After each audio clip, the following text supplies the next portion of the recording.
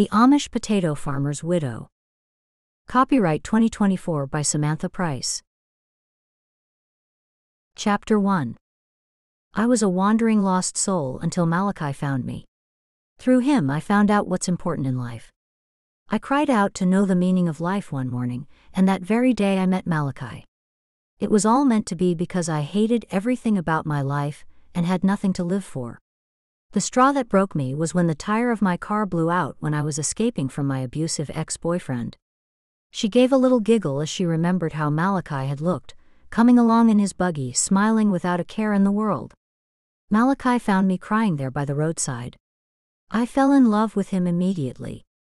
She stared at the coffin on the other side of her living room. Bishop Luke's wife was one of the few people who hadn't already heard her story that day. "You'll miss him." "Everyone will," Ruth said. Jeanie nodded. "There is no one like him." Jeanie nibbled on a fingernail, and was grateful her mother-in-law was at the door, greeting latecomers to the viewing prior to the funeral. Jeanie wasn't herself, and now with Malachi gone she never would be. The preparation for the funeral and organizing the food for the meal afterward had kept Jeanie from thinking too much about her loss. The only thing that mattered was doing what Malachi would have wanted, and that was to look after his mother, Magda, and his younger brother, Werner. The four of them had lived together in the old house on the potato farm. They'd all worked hard on that farm for the past years.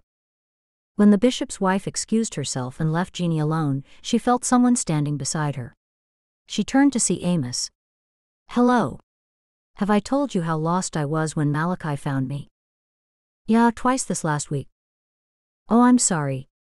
She shook her head and looked back at the coffin. It seemed she was in a dream. Ever since she'd been told there'd been an accident, she'd felt like she was in a different reality. Nothing seemed real anymore. If it weren't for the other loved ones Malachi had left behind, she'd surely sit in a corner somewhere and do nothing. "I keep thinking I'll wake from this bad dream. I just can't believe he's gone." "No one can.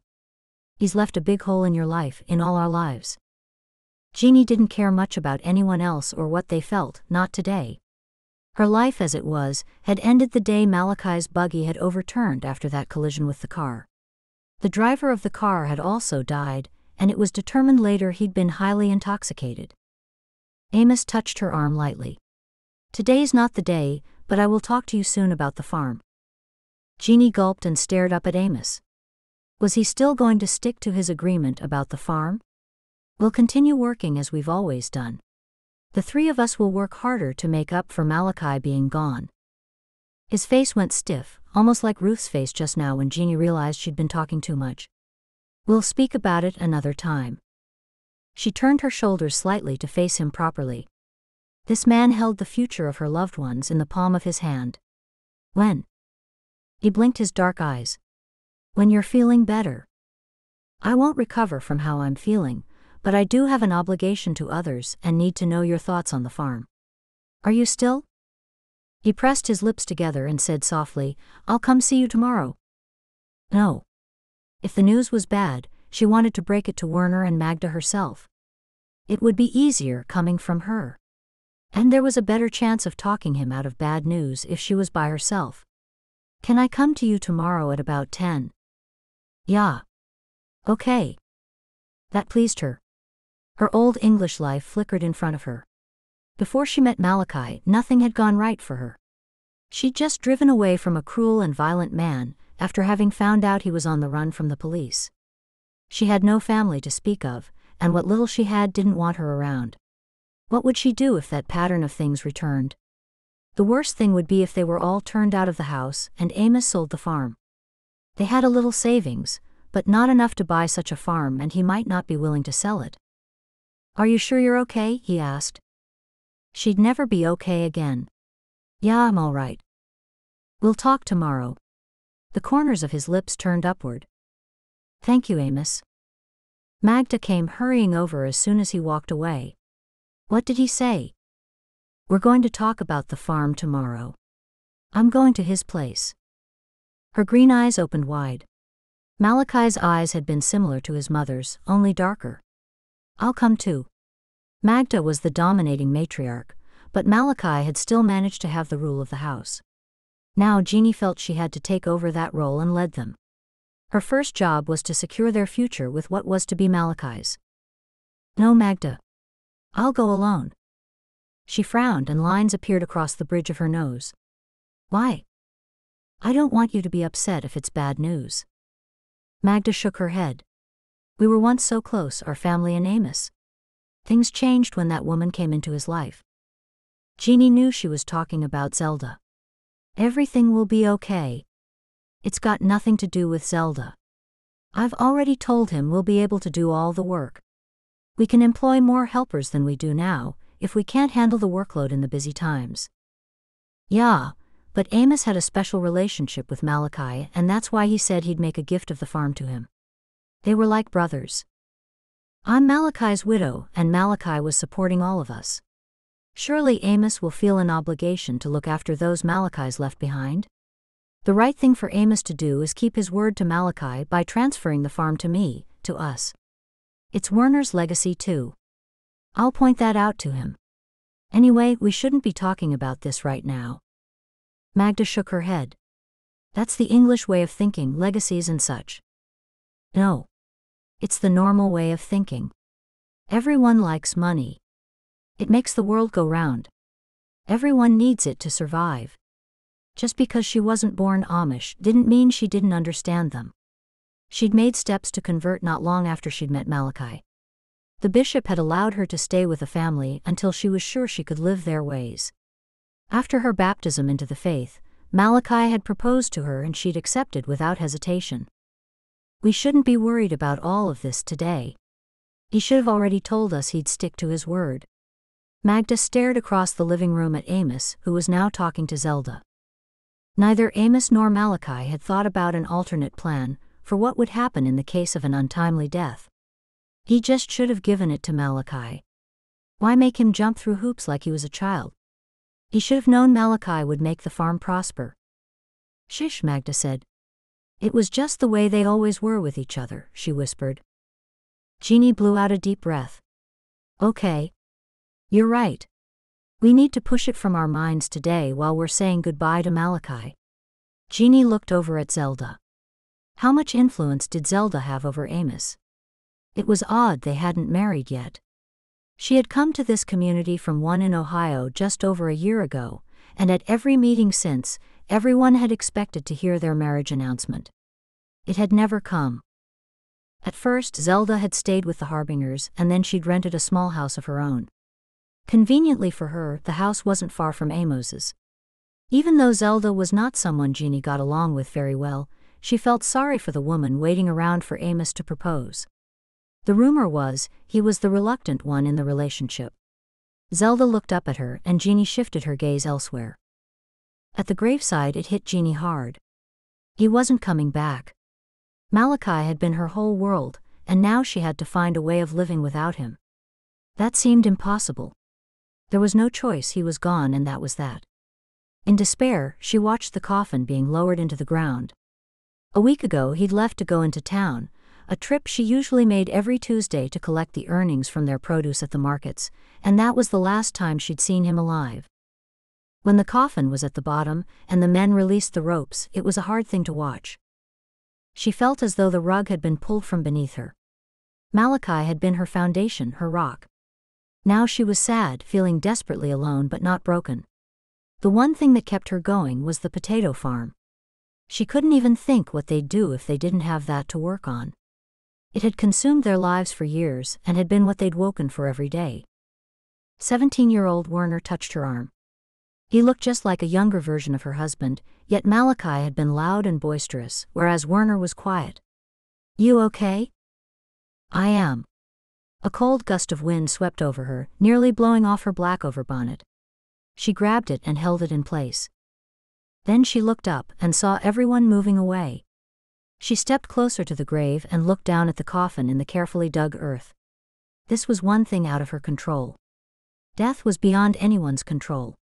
"I will see you soon, my love," she said in her head as she stood with Werner. "Can I just stand here a moment? I know Magda's anxious to get back to the house to help with the food, but I just want a moment." "Sure. Do you want me to leave?" "No. You can stay by my side." He smiled and gave her a nod. She looked back at the coffin. One thing she couldn't understand was how this could fit into God's plan. Why did he take Malachi when he was so healthy and well?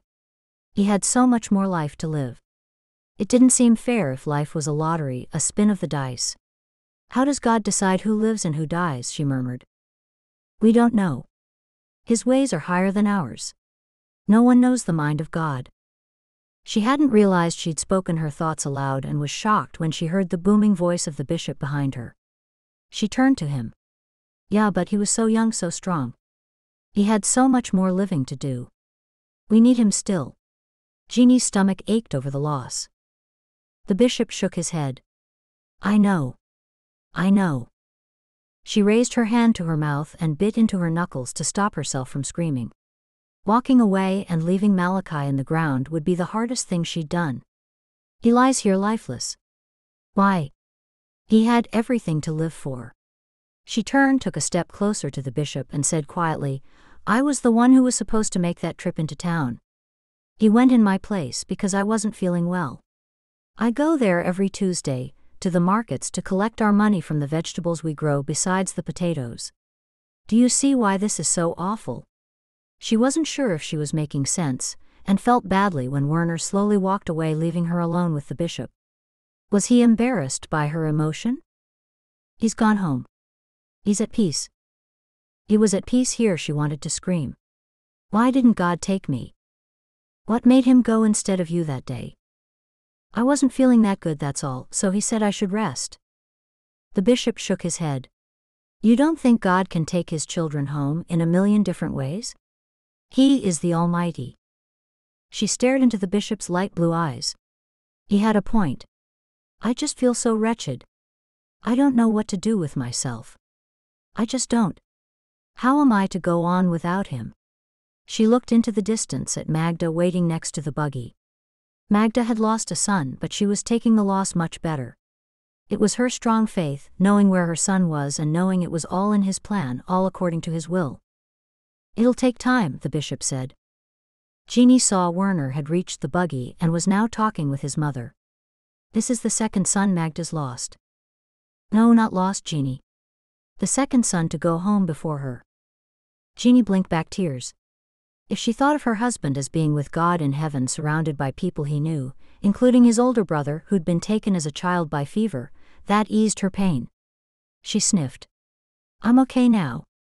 He's with his brother, isn't he, and with his father? He is. He's with all those who've gone before. Let God be your comfort. Turn to him in times of trouble. He's what's kept me going, and being there for Magda and Werner. I know they're devastated. Thank you, Bishop Luke. I'll stop by with Ruth and see you all tomorrow. Oh, you aren't coming back to our place now. We are, but we'll also come tomorrow when there aren't so many people around. That would be nice. He nodded and smiled, then walked away. Jeanie looked back at the coffin, and out of the corner of her eye she saw two men with shovels waiting to fill in the grave. Goodbye, my love. I hope you're happy where you are.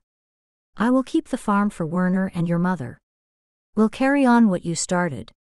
She sniffed, swallowed hard, and walked up to Magda and Werner just as a beat-up old car slowly moved up the road. It must have been parked behind one of the rows of buggies. It was unusual to see a car near the graveyard shared by the Amish and Mennonites. Once she reached Magda and noticed her pale face, there was no doubt she'd been putting on a brave front, and that's why she'd moved away from the grave. Malachi had been buried between his brother John and his father. Who could handle the sight of that without breaking? Magda's cheeks were normally ruddy and full, but today they were sunken in. She looked so much older than her 59 years. Without Malachi, the three of them in their small family were all a little lost. Chapter 2. What did Bishop Luke say to you? Magda asked, from the front seat of the buggy as they headed home. From the back seat, Jeanie leaned over. He said he's stopping by with Ruth tomorrow. Jeanie didn't even want to think about tomorrow. It was another day without Malachi, and now every day always followed a night alone without him. I'll have to bake. Chocolate cake, please, Werner said. Magda shook her head. I was thinking of bread. We haven't baked in days. Jeanie leaned forward so they could hear her better over the sounds of the horse and buggy. Well, we do need to keep our strength up. We can't fall apart over this. We need to keep strong hearts, bodies, and minds to get us through the next few months. I'll go to see Amos with you tomorrow, Jeanie, Werner said. I'll go alone. Magda nodded. Yeah, she already told me I couldn't come. She's a bossy one. No, Jeanie, I'm old enough. Some men my age are married, you know. I know you're an adult and everything, but I have my own way of doing things. Besides, you should stay for when the bishop and Ruth visit. It would be dreadful if there was only Mom left at home. Those who'd been at the funeral were heading back to their house for refreshments. Some of the ladies had stayed behind at the house to prepare the food. Things were organized, so neither Jeanie nor Magda would have to lift a finger. All the way home, Werner nagged at Jeanie, giving her 101 reasons why he should go with her to see Amos. So good was he at arguing, Jeanie nearly relented a few times but kept reminding herself to follow her instincts. Malachi had always told her to follow what felt right in her heart. It felt right to appeal to Amos one-on-one.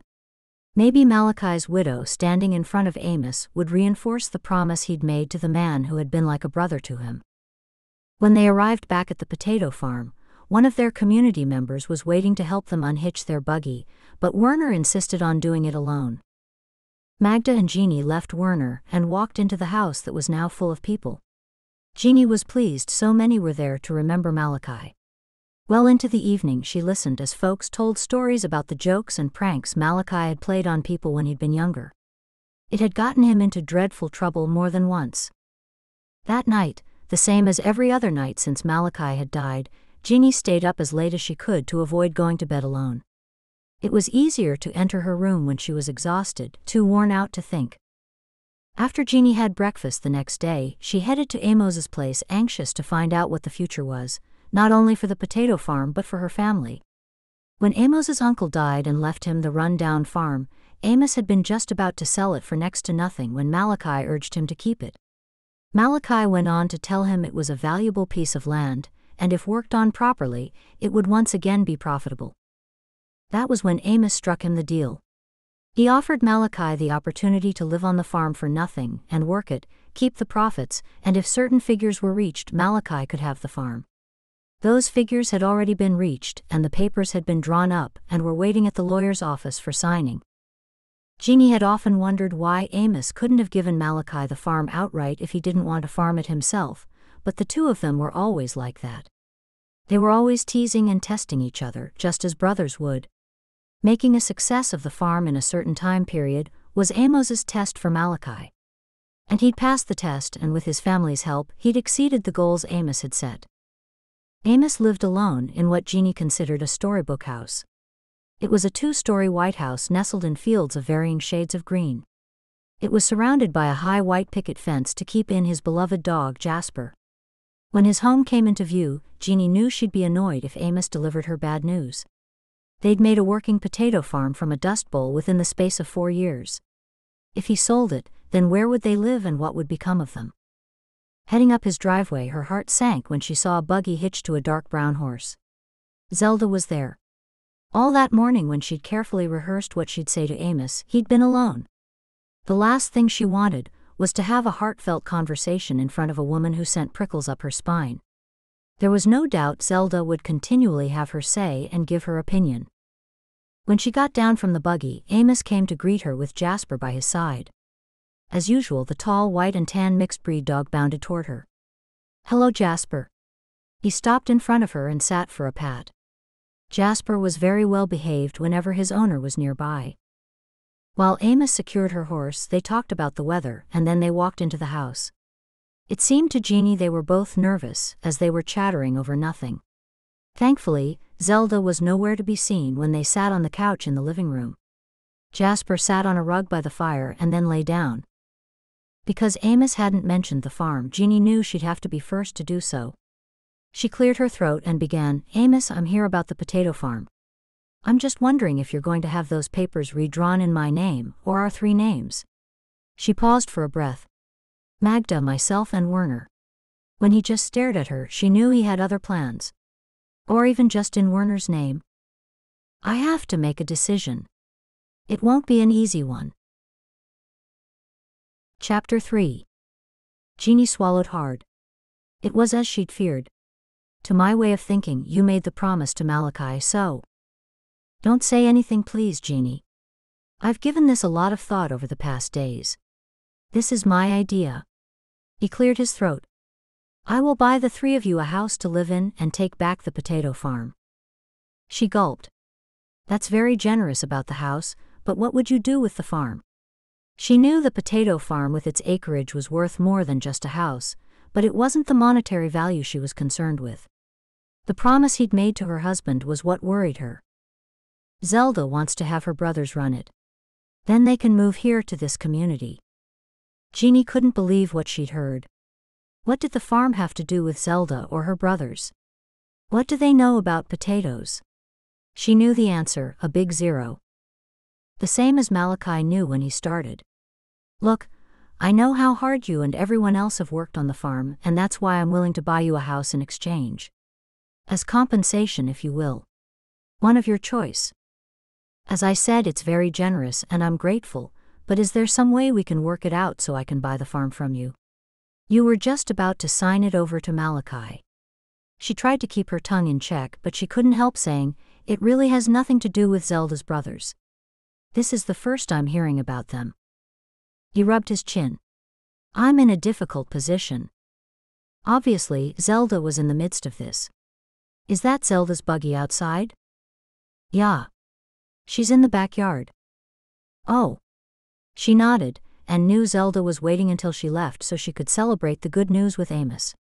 Jeanie and her family would be tossed from the farm, and Zelda's brothers would be the ones to prosper from her late husband's years of toil and sweat. It's like this, Amos.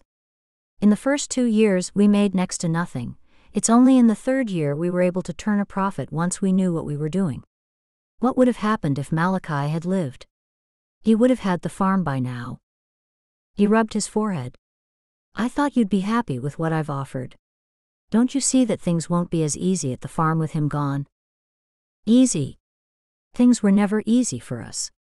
Is that what he truly thinks? Now Jeanie was upset and a flush of heat coursed through her body.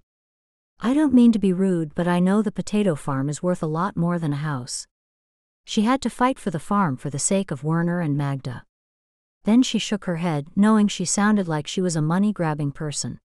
It's not the value or the money. It's what we've all worked for. We all worked so hard and, well, especially Malachi. Nothing about the farm has ever been easy, but it was our life's work. We'll continue to make it successful. She fixed a confident smile on her face. He stared at her. Why is it so important to you? It's not just me, it's my family. Ah, Werner. Yeah, Werner.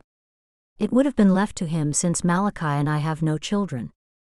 What would you say if I keep Werner on as manager? He can teach Zelda's brothers how to run the farm.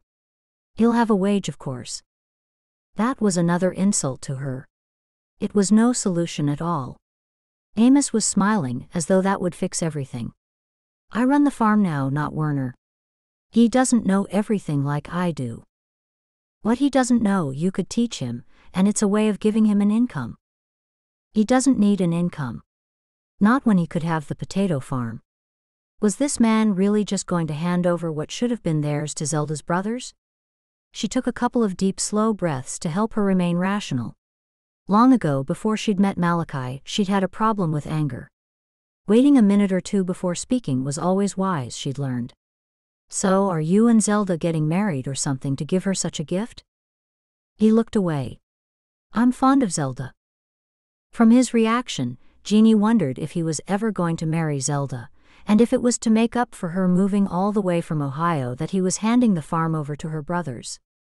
Did Zelda know what was going on in Amos's head? On the other hand, he could be about to marry Zelda, and she was pressuring him to do that favor for her brothers before she agreed to the nuptials. Jeanie's gaze was drawn to the intricate carving on the legs of the coffee table. It was unusual for an Amish person to have something that wasn't plain. Everything else in his house had no decoration at all. That's a nice table. Zelda gave it to me. She frowned, not liking the table so much anymore. She'd never been comfortable around Zelda, and she'd struggled with that in the past. Now the woman was becoming a thorn in her side. "I'll be honest with you, Amos." His eyebrows rose. "I wouldn't want you to be any other way. The thing is, I thought you'd honor your agreement with Malachi by signing the farm to me as his rightful heir. I know the contract was never signed, but it was as good as done. Malachi met your criteria, and he put his heart and soul into that farm. We all did." She leaned forward. "If he'd lived, he would have gone to your lawyer's office, signed that contract, and the farm would be mine right now. Won't you sign the farm over to me? All it would need is to cross out his first name on the contract and write mine in." With the worst timing in the world, Zelda walked into the room. "A woman running a farm? Don't be stupid, Jeanie." Chapter 4. Prickles of annoyance covered Jeanie's body over Zelda eavesdropping on them. She'd been justified in not liking this woman. What did Amos see in her? "No, Zelda. Why would you call me stupid? Women run farms and businesses all over the place." "Not Amish women." "Yeah, I'm talking of Amish women. They don't all stay home baking and cleaning anymore while their husbands toil in the fields. This is a new age. Most of the women in the community work outside of the home. They run roadside stalls and sew quilts for the tourist outlets." "Well, I don't like it, and neither does Amos." She sat next to Amos, folding her hands into her lap like a prim and proper lady. By walking into the room, she'd woken Jasper. He raised his head, looked at Zelda with what Jeanie thought was an unhappy look, and then he placed his head back between his paws. Jeanie let out an exasperated sigh and looked at Amos. "Is it because I'm a woman? If I were Malachi's brother, would things be different? If he'd signed the contract when he should have, we wouldn't be talking right now, but he didn't. The contract was waiting at my lawyer's office for nearly a week." He showed no emotion, simply spoke the words. "My agreement was with Malachi. He's no longer with us." Zelda leaned toward Jeanie, sticking out her pointed chin as she spoke. In shock, Amos stared at Zelda, for the first time showing his disapproval. "Yeah, I did notice that," Jeanie shot back. "I know that for a fact every day when I wake up alone. You haven't been Amish long enough to know." "Zelda, that's enough," Amos said. Zelda stared at Amos as though she were dreadfully hurt. "You know nothing about me, Zelda," Jeanie said. "Well, excuse me." Zelda rose to her feet and then walked stiffly out of the room.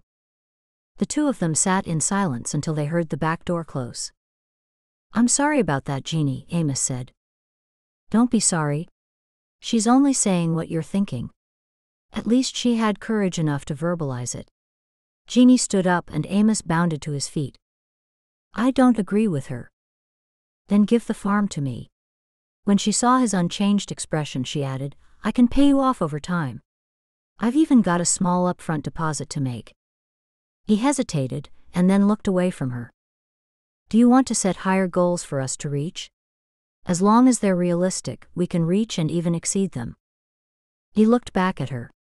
"It's not that." "Then what is it?" He placed his hands on his hips. "Zelda expects certain things." Frowning at him, she tried to keep her voice steady. "Why does the farm have anything to do with her?" He shook his head. "I know the two of you have never gotten along. I don't really know her. She said she made an effort to get to know you." Jeanie shook her head. "Did she now?" "I don't remember that." It seemed Zelda had been filling his head with nonsense. Zelda had never said two words to her because she kept to herself and rarely mixed with other women. The only female friend Zelda had in this community was Amos's cousin, Veronica. "I have nothing against her, but I was surprised at her attitude just now. She has strong opinions on things, I'll give her that." Jeanie was annoyed that Amos thought highly of Zelda. He must have seen something in her that no one else did. Her thoughts returned to the issue at hand. "What can I do or say that will make you happy to sell the farm to me?" "I know you don't have money enough to do that, Jeanie. I can pay for it over time. I can even see if a bank will give me a loan, and you can get your money immediately. They probably will when I show them the figures for what we're earning. I've kept the books myself, and you know I used to be a professional bookkeeper before I joined the community, so the books are in excellent order." I didn't know that about you. Anyway, there's no need for all that. Leave things with me, and I'll give everything some more thought. He rubbed his chin. Now I'm in a very difficult position, even more so. I didn't know you'd feel so strongly about keeping the farm without Malachi. We all do, Magda, me and Werner. She could see the whole thing upset him. Being in the middle like that couldn't have been easy. Thanks so much, Amos. I hope I haven't made things awful between you and Zelda. No, not at all. He shook his head. She didn't think that would be true once Zelda heard he was rethinking his options. He gave her a small smile. Give me a few days, maybe a week? Okay. She didn't hold out much hope of him changing his mind. Zelda had the advantage of being close to him, and would be talking at him constantly, making sure she got her way. He walked her to the door, guiding her gently with his hand on her elbow. Until then, just keep doing what you've been doing. We will. She stepped out onto the porch and then turned around. I should say goodbye to Zelda. When his face froze, she knew that wouldn't be a good idea. I'll say goodbye for you. Thanks. She walked down the steps and headed to her buggy, feeling uneasy. Zelda was ready to pounce on the potato farm as urgently as a cat would jump on a mouse. She'd be back in there by now, and ready to fill Amos's head with all kinds of nonsense. Jeanie patted her horse's neck, and when she had collected the reins, she looked back and saw Amos had already closed the door. All is not lost, she thought as she climbed into the buggy. Clicking her horse forward, she told herself she'd had a good result because she'd been able to delay his decision at least for a few days. The only thing was, they'd be living in limbo, still not knowing what was going to happen. Now she had to tell Magda and Werner that nothing had been sorted. Chapter 5. When Jeanie got back to the farm, Magda and Werner were both standing outside waiting to hear the news. Jeanie stepped out of her buggy, and her face must have said it all. What happened? Werner finally asked when his mother said nothing. He hasn't decided, but one thing I know is that it's not looking good. Jeanie had thought she'd be able to appeal to Amos's sense of fairness. She hadn't seen herself coming home, having to tell them Amos was undecided. It hadn't helped matters that Zelda had been there. Tell us what happened, Magda said. I don't know where to start. She gave a sigh. I need a moment to clear my head. Magda looped her arm through hers. Come inside. You need coffee. I don't feel like coffee. A cup of hot tea would be better. Werner took hold of the horse's cheek strap. I'll take care of the buggy. Don't talk about anything until I get there, okay? I want to hear it too, from the beginning. Thank you, Werner. Sure, we'll wait, Jeanie agreed, and together she and Magda walked to the house. Magda made a pot of coffee and a pot of hot tea, and then they sat waiting until Werner joined them. Werner walked into the house, took off his hat, placed it on the end of the table and sat with them. Jeanie wished she had better news, and hoped they could tell by her demeanor that he wasn't giving the farm to them just yet. Nervously, Jeanie took a sip of tea, feeling them both watching her and waiting for her to begin. She set the cup down on the table and took a deep breath. At first he said he wanted Zelda's brothers to take over the farm. What? Magda shrieked. No. Werner was just as shocked. It's true, and to make up for it, he said he'd buy us a house. Then you should have taken the house, Werner said. Did you say we'd take it? Magda stared at her, her green eyes nearly bulging from her head. No, Magda, we want the farm. I mean, there isn't a house. He said he'd buy one of our choice and he'd take back the farm. Doesn't sound like we're going to get it now. Werner leaned back in his chair, clearly disappointed with her negotiations. Magda seemed of the same mind. We could possibly get nothing now, Magda added. A house would have been better than nothing, don't you think? Come on, you two. We don't need handouts from Amos. All I want is what rightfully would have been ours if Malachi had signed that contract. Magda made tisk-tisk sounds.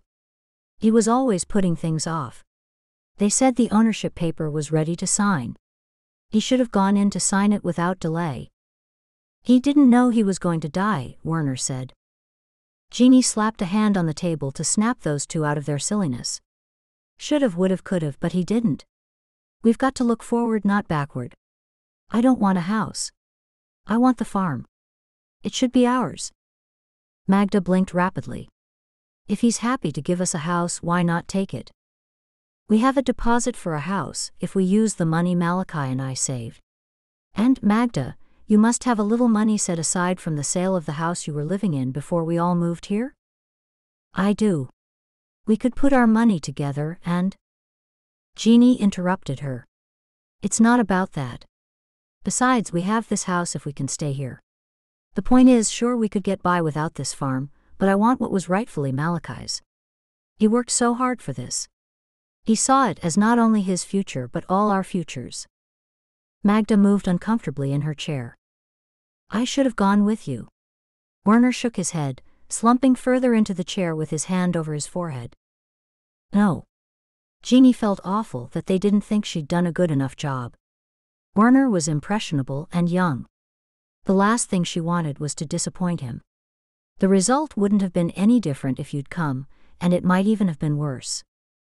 Things were never the same since Zelda arrived. She changed him. Now Magda was the one shaking her head. Let's get back to work and put everything out of our minds. That's all we can do. We'll leave everything in God's hands. Jeanie looked from mother to son, trying to cheer them up. You know what day it is tomorrow? Yeah, I know, Werner. It's planting day. It was March 17, the day on which they planted the crop. It was hard and almost backbreaking work. Werner groaned. Is he trying to get the last of the hard work out of us? Is that what he's doing? Jeanie sucked in her lips. He's not like that. He wouldn't know when we plant. No, he's not bad-natured, he's ignorant. Ignorant of what it's taken to get this place on its feet. We can't complain about an honest day's work. We have to keep working as hard as we have and never let up until we have to leave. Now a good meal and an early night is what we all need. Magda gave a nod of her head. I am against planting tomorrow. Why? The two women asked as they looked at Werner. I think we should wait to plant. We've had a late cold snap and I don't think we're done with the frosts. Jeanie had to be the one to make the call. I say we plant. No, I don't think so. It wouldn't hurt to wait a week or so. We plant tomorrow and do what we've always done. She saw by Werner's face he didn't like the idea. We've already got people coming to help, and if I'm wrong, I'll take the consequences. Werner shook his head. We all will. We'll have to pray for mild weather. We'll do what you say, Jeanie, Magda said. All right. Werner frowned, clearly disapproving. Now I've made Malachi's favorite for dinner. Jeanie was glad that the planting decision was made, and Magda was rallying to a more positive mood and trying to drag her son along with her. Chicken and asparagus pie? Werner asked. Magda shook her head. No. I know there wasn't time to cook a roast, and I would have smelled it. Werner sniffed the air. Wrong. It's plain old beef and bean casserole. Jeanie had never known that to be a meal Malachi particularly enjoyed, but he did like plain food, such as sausages and mashed potatoes. That was going to be her next guess. Good thing for them they all liked potatoes. There was never any shortage of those. Did Bishop Luke and Ruth stop by today? Yeah, they've been and gone. What happened? Jeanie asked. What did they talk about? Nothing much. They were only here about an hour. They asked if we needed help with anything, and I said we were fine. Good. Over the evening meal, Jeanie told them the rest of what Amos had said about Zelda's brothers running the place and offering to keep Werner on as manager. Werner said he had no interest in staying on and suggested if the worst were to happen, they'd start afresh somewhere else. The three of them all agreed that's what they'd do. Chapter 6. They had extra hands arranged for the next 2 days to plant all of the fields. During those 2 days there was no sign of Amos. He hadn't come to see how they were getting along on at their busiest time of year, apart from their harvesting days. Not long after breakfast, the day after the planting was completed, Amos came to the house. Werner was in the fields checking on things, and Jeanie was heading out to join him when she saw Amos's buggy approaching. Put the tea kettle on, Magda. We have company. Who is it? Magda's head appeared at the kitchen window. It's Amos. Jeanie went out and waited for him at one side of their driveway, the side near the hitching post. When he got closer, she searched his face to see if he had good news for them or bad. He raised his hand in the air. "Hello." "Hi, Amos. It's good to see you. If you have good news, that is," she felt like saying. He stepped down, secured the buggy, and then slowly walked over to her. "Magda's just put the kettle on. Care for a cup of coffee?" "Yeah, thank you." The only thing she sensed from him was the tension he was covering with too big a smile. She didn't know whether things would go right or wrong. "Magda's in the kitchen. Shall I fetch Werner too?" "No, it's not necessary." There was an awkward silence as they walked. "How's Zelda?" "I haven't seen her for a few days." She was okay then. Oh, good. That meant she hadn't been in his ear continually, trying to sway him one way or another. They walked into the kitchen, and Magda greeted him and pulled out a chair. "Here. Sit in this one." He chuckled. "Okay. Why this particular one?" "It's just that from there you can look out the window and see all our hard work." Magda bent down beside him once he was seated and pointed outside. "Ah, that's right. You've done the planting." Jeanie sat next to him. "It's all done." "Hot tea or coffee, Amos?" "Just a half a cup of black coffee, thank you, Magda." Magda placed a plate of sliced fruitcake on the table and then proceeded to make the hot drinks. "Have you decided what you want to do yet, with the farm, I mean?" Jeanie figured the straightforward approach the best one. "I'll wait until Magda sits down with us." "Of course." Jeanie watched Amos as he looked over the fields and hoped he was thinking what a marvelous job they'd done. When they all had their hot drinks and Magda was seated, he took a slow sip of coffee and then placed the mug back down on the table. It felt like ages before he spoke. Jeanie and Magda looked at one another, waiting for him to say something. "As long as the three of you can manage the farm the way you have been, I am inclined to leave it in your capable hands." Jeanie sprang to her feet. "Really?" He raised a hand and she slowly sat again, dreading what was to come. She knew there was more. "I've decided to reassess the situation in 6 months." Jeanie slumped down. "What does that mean?" "I don't want to rush into any decisions. I've got lots of people in my life who each want me to do different things with this place. I'm torn." The faint lines in his forehead deepened. "Do what is right," Magda said. "I don't know, Magda. What is right? The farm is mine, and yes, I pledged it to my friend, but now he's gone. He didn't sign the contract, and that might have been for a reason, because it's still mine. Maybe it was meant to happen this way." "Yeah, but from our point of view, if he'd gone in and signed those papers." He cut Jeanie off. "He didn't though, and now I have, he just didn't." Magda pushed the plate of cake forward to Amos, and he shook his head. "No thank you. I've just eaten." "What do we do now then?" Magda asked. Amos smiled at her. "Just continue doing what you've been doing. Continue to work hard despite knowing it could be snatched away from us at any minute." The words slipped out of Jeanie's mouth, but she no longer cared so much if she sounded rude. It was a lot less than she could have said. His dark eyes gazed upon her. "Let's not forget it's my farm to do with what I want." "Well, you can." Suddenly, Magda's hand covered Jeanie's just in time, stopping her from losing her temper. She'd been about to say some words that Amos had likely never heard before, and certainly not from the mouth of an Amish woman. Magda said, "We appreciate the chance to keep this place, Amos, we really do. We've worked so hard on it." "I know, and that's why I offered to buy you a house should I decide to do something else with this place. I thought it'd compensate you for Malachi breathing life back into this farm." "We all worked on it, not just Malachi," Magda pointed out. "We're a team, and we all worked well with each other.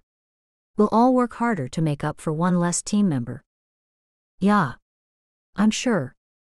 Jeanie pressed her lips together, surprised at her mother-in-law talking about teams and members. She'd never heard her talk like that before. Amos did have a point about it being his place, but she couldn't get past the fact that it could have been theirs if Malachi hadn't put off going to the law office. They engaged in small talk for the next 15 minutes until Amos drained the last of his coffee. "Thank you for the opportunity, Amos." "We are grateful," Jeanie finally said when she thought he was nearly ready to leave. I just want to do the right thing by everybody. Jeanie knew he wanted to do the right thing by Zelda. Had he offered the farm to her brothers, or had it been Zelda who'd asked for them to work there? It was odd if she'd asked such a thing, seeing their wedding hadn't even been announced yet. When Amos left, Werner came running over to Jeanie as she stood waving goodbye. What did he say? He said we could stay here a while and then? Then we don't know what, Magda added from behind her. Oh. Werner looked as though someone had punched him hard, and Jeanie felt sorry for him. Things will work out. Just remember that, Magda said. Werner exhaled deeply. I guess so. Magda continued, if Malachi was here, he'd say things have always worked out for us and they'll continue to do so. Werner nodded, and then walked away dragging his feet as he went. I hate to see him like that, Jeanie whispered. It's hard for all of us not knowing our future, but especially for a young man just starting out. Chapter 7. The next morning Jeanie woke to Magda shaking her. She sat bolt upright. What is it? We've had a frost. Jeanie ripped off the covers and raced to the window. A frost was the very worst thing that could happen days after planting. For as far as she could see, the ground was covered in a sparkling white blanket. No. Does Werner know? Yeah, he's the one who told me. Jeanie felt so bad. I should have listened to him. She spun around and looked at Magda. Malachi wouldn't have made this mistake. This is awful. They'd never had a frost after planting. It was a major disaster. They could lose the majority of their crop if not all, especially if it rained as well. Why would God punish us like this? Magda sobbed, and Jeanie quickly put her arms around her. Magda and Werner had trusted in her decision, and she'd let them all down. There was no worse feeling. When Jeanie saw how bad her mother-in-law felt, she searched her mind for what Malachi would have said to cheer her mood. It'll all work out for the good. Just you wait and see. It was hard saying those things when she didn't believe them. Magda stared at her. It's a frost, Jeanie. I know. We're not the only potato farm that's had a frost, and we won't be the last. We've had 2 good years, we can cope with less profits this year. It'll look bad to Amos. He can't blame us for a frost. He could blame them for not being more aware of the weather conditions. In her haste to keep things rolling, she'd acted impulsively. He won't look at that. He'll just look at the amount on the ledger. Jeanie didn't think anything like that would matter, not really. They probably wouldn't even be there when harvest time came. All we can do is what we can do. Don't be sad. Magda wiped her eyes and then nodded. It's just hard, all these bad things have happened. I've been trying to keep myself from falling apart, and now the frost has happened. I don't have any more left in me to guard my heart against this sorrow. I'll get ready and come downstairs. Tears fell down Magda's face and she collapsed onto Jeanie's bed. He'll never be back. When will I see him again? I don't want to die soon, but I want to see him again. I can't cope with the ache in my heart for a moment longer. Magda reached out for Jeanie's hand. What if something happens to you or Werner? I wouldn't be able to go on. Jeanie patted Magda's hand. Calm down. Nothing's going to happen.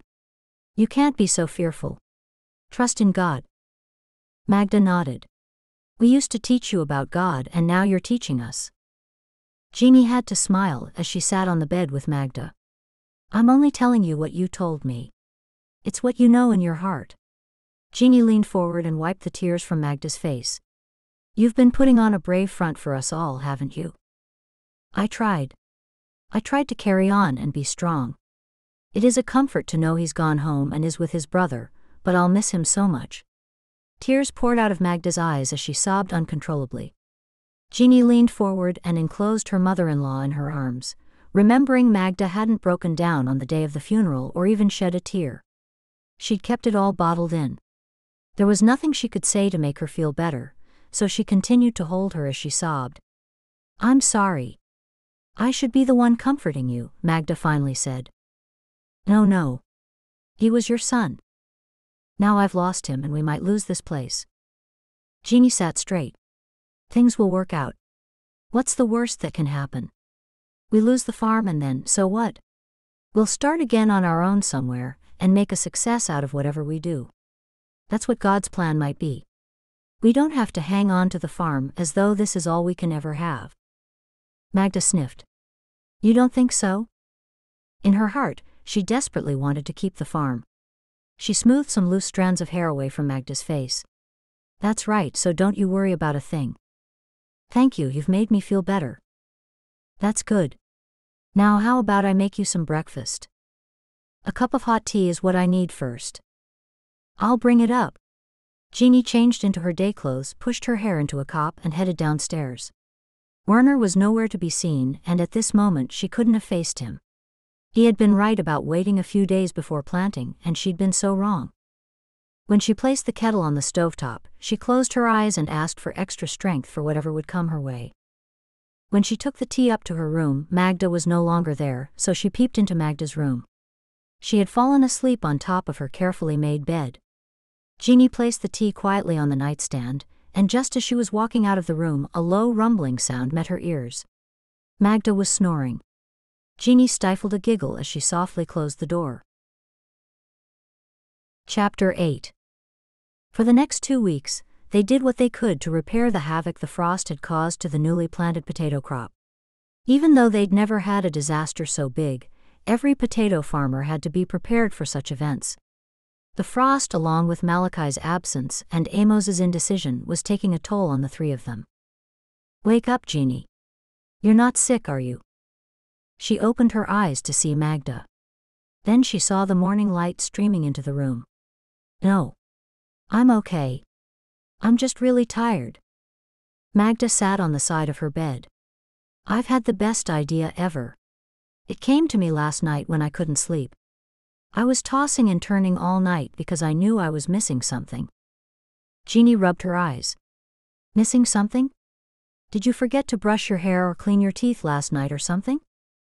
It's no time for jokes. Sit up and listen to me. This is serious. Jeanie inhaled deeply and then pushed herself up onto her elbows while Magda leaned forward and fluffed up some pillows to tuck behind her. What are you missing, Magda? I've had the most brilliant idea.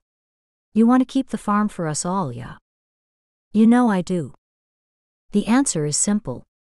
Marry Amos.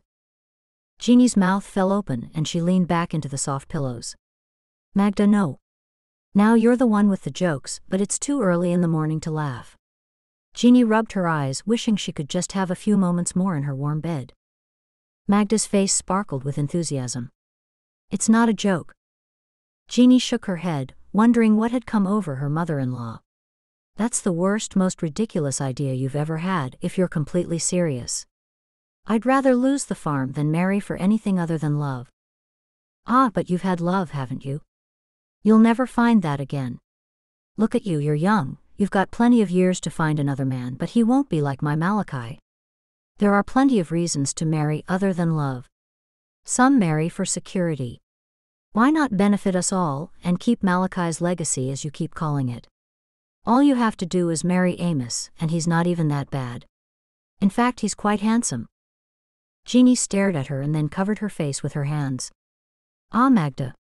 It was such a dreadful idea, and she didn't even know how to begin telling her mother-in-law so. Magda grabbed both of Jeanie's hands and looked into her eyes. He was fond of you before you married Malachi, and that spark of interest can be rekindled. Jeanie cast her mind back. Amos and Malachi were always best of friends, but she'd never noticed Amos was interested in her. Was he? Yeah. How do you know? I watch and observe people. Besides that, she giggled before going on, Malachi told me that they both liked you. Neither of them did anything about it for some time because they were friends. Oh. I thought Malachi stayed away from me when I first came to the community because the bishop told him to. That might have been part of it. The bishop doesn't like sudden relationships when people join us, but it was more than that. When the waiting period had passed, they drew lots on who would approach you first, and Malachi won. She let go of Jeanie's hands. You could very well have married Amos. She couldn't imagine they would have drawn lots over her. Malachi was known for teasing. He would have told his mother that in jest, and she'd taken it seriously. No.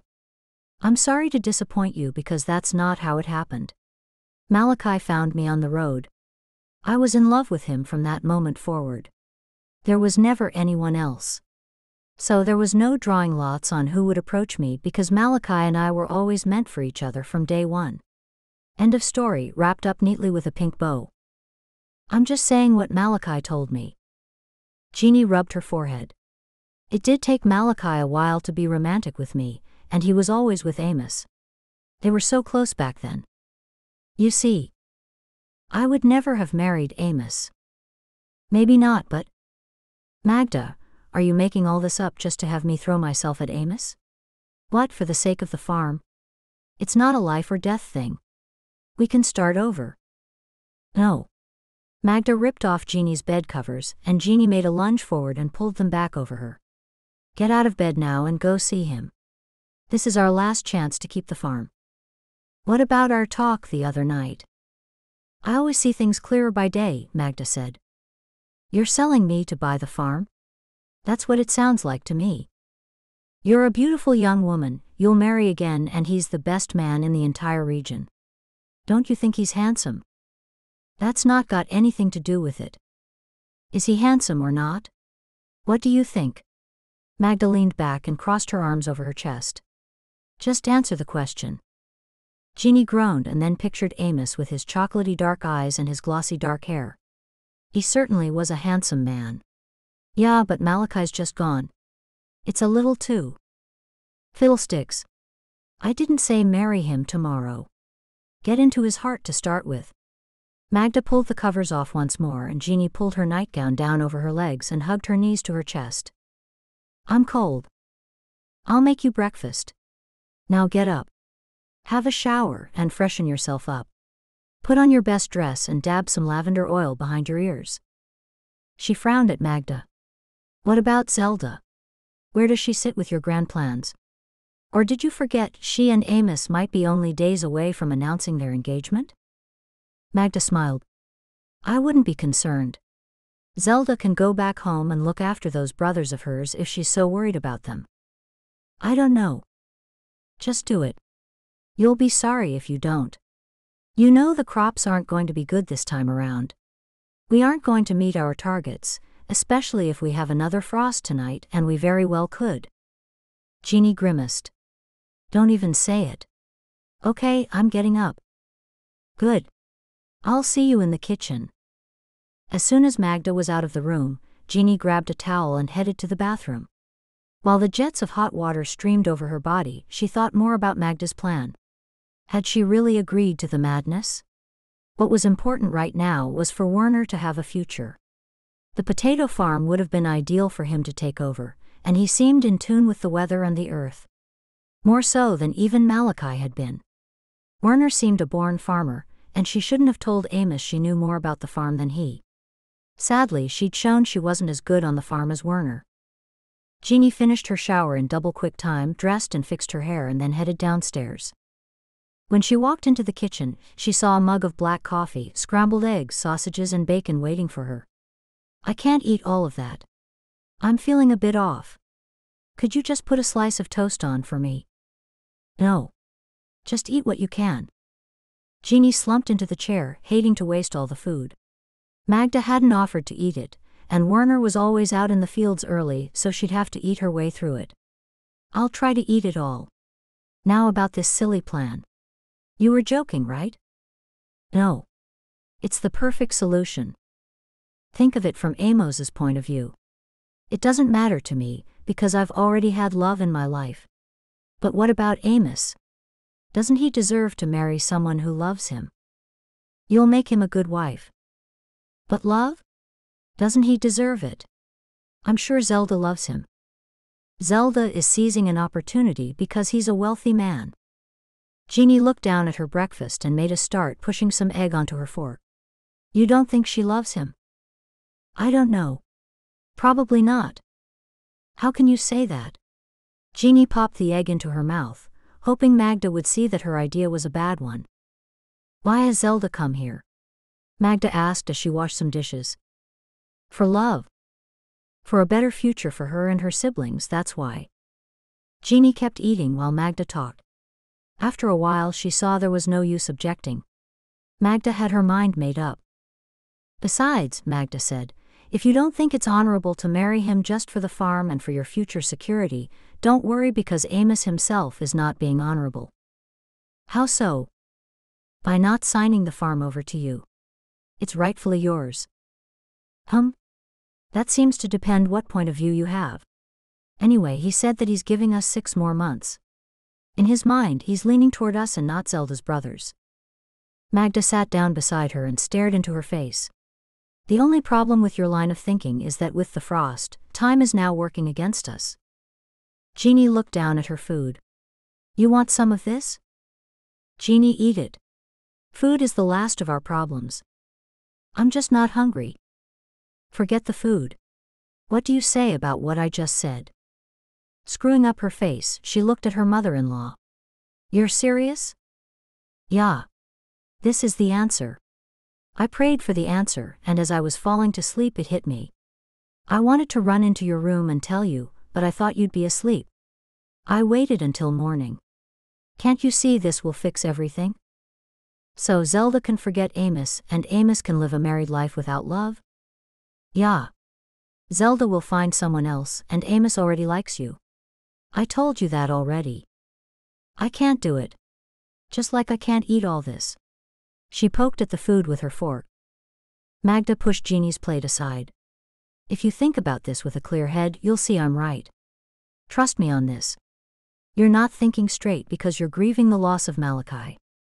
And I always will. Exactly, so what does it matter who you marry now? Amos is a good man. I'm trying to tell you, I'm not thinking of myself. I'm thinking of the 2 lives that might be ruined if this plan of yours works. It will benefit us, but it won't be good for Amos or Zelda. What if they're meant to be together?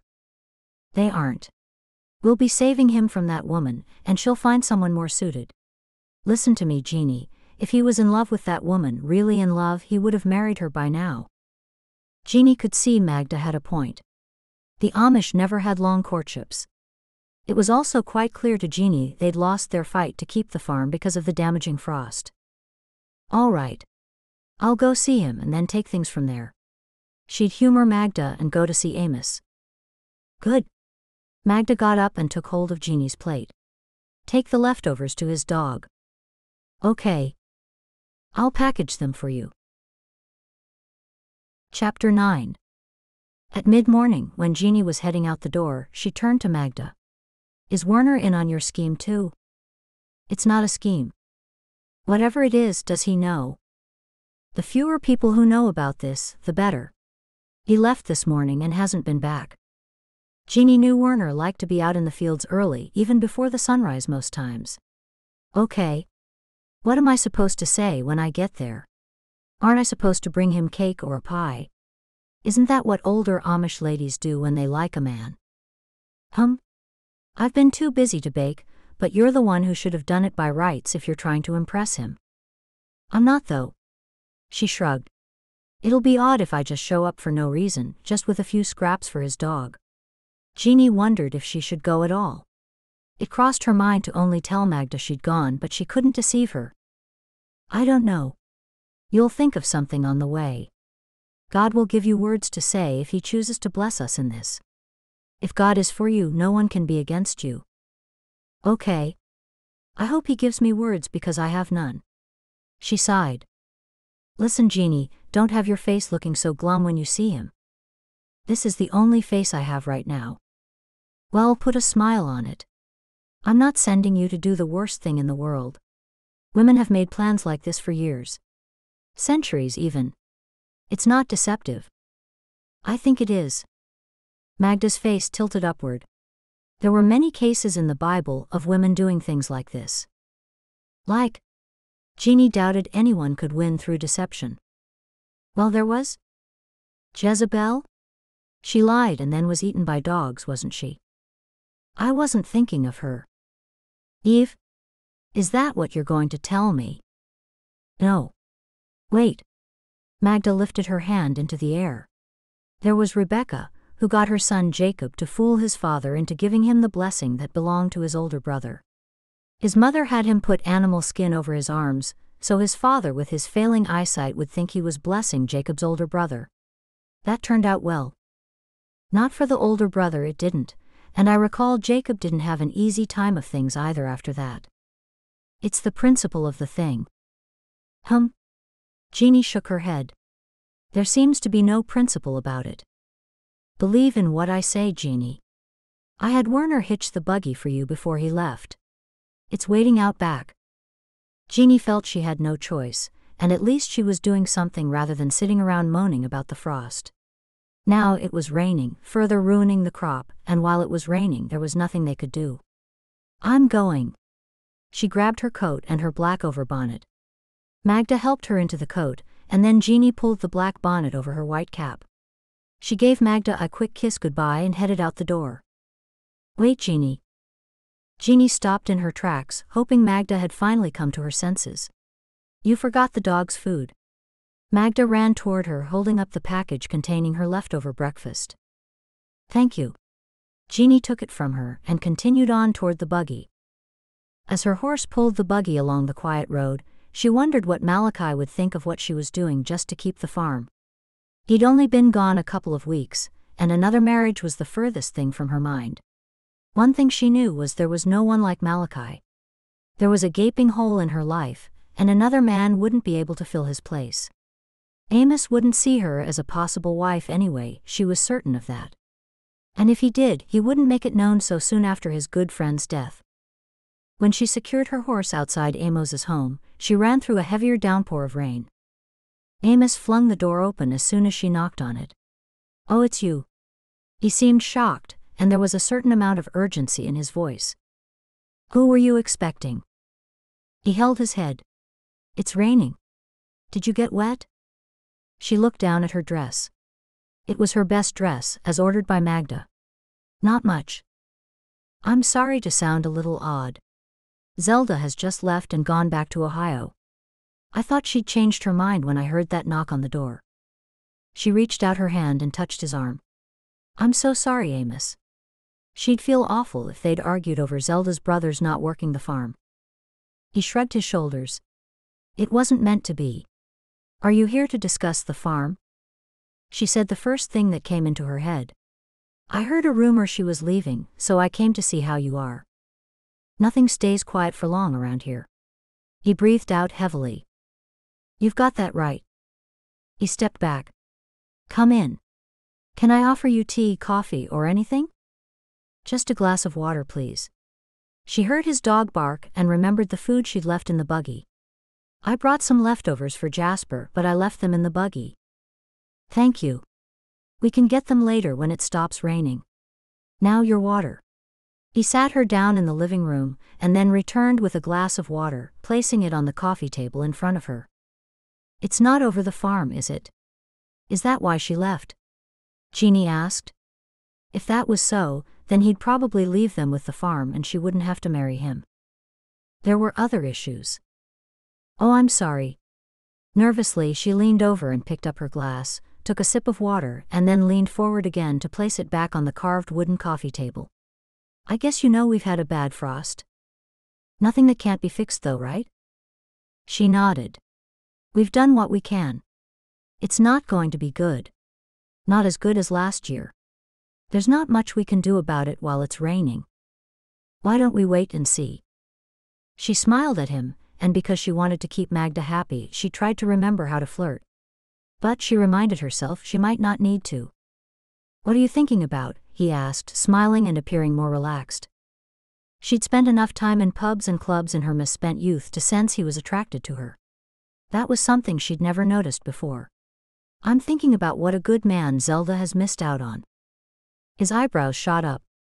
I'm hoping she'll return. She'd be crazy if she didn't. His slight smile increased. You'd have to be the most eligible bachelor in this whole region. If I weren't in mourning for my dear husband, I might? She giggled and realized she was turning back into the old Jeanie of years ago, but he didn't seem to mind. Flirting came natural once she got into the flow. I should keep quiet. It is hard to find someone, a marriage partner in the community once you're past a certain age. She nodded. That's true. I'll keep what you said in mind. It had worked. All she'd had to do was flutter her eyes a little. Surely there was no harm in that? He swallowed hard. I hope all this fuss over the farm hasn't caused you too much stress. I'd like to say it hasn't, but it has. It's been awful. Especially coming right after Malachi died. I can't be alone. She shook her head as she said the words, knowing Magda would have been pleased. I'm not that kind of a woman. I've always seen you as strong. That's one of the things I admire about you. She nodded. In some ways I am, but I believe no man or woman should ever be alone. Wouldn't you agree? He settled back further into his chair. You'll have no trouble marrying again. You have no children, nothing to remind a second husband of the first marriage you had. Even though he was my best friend, I have to say that a widow free of children is more appealing to a man, and that might be the same for other single men my age. We were never blessed with any, and I regret that we weren't. I wouldn't say it's a good thing. No, I didn't mean that.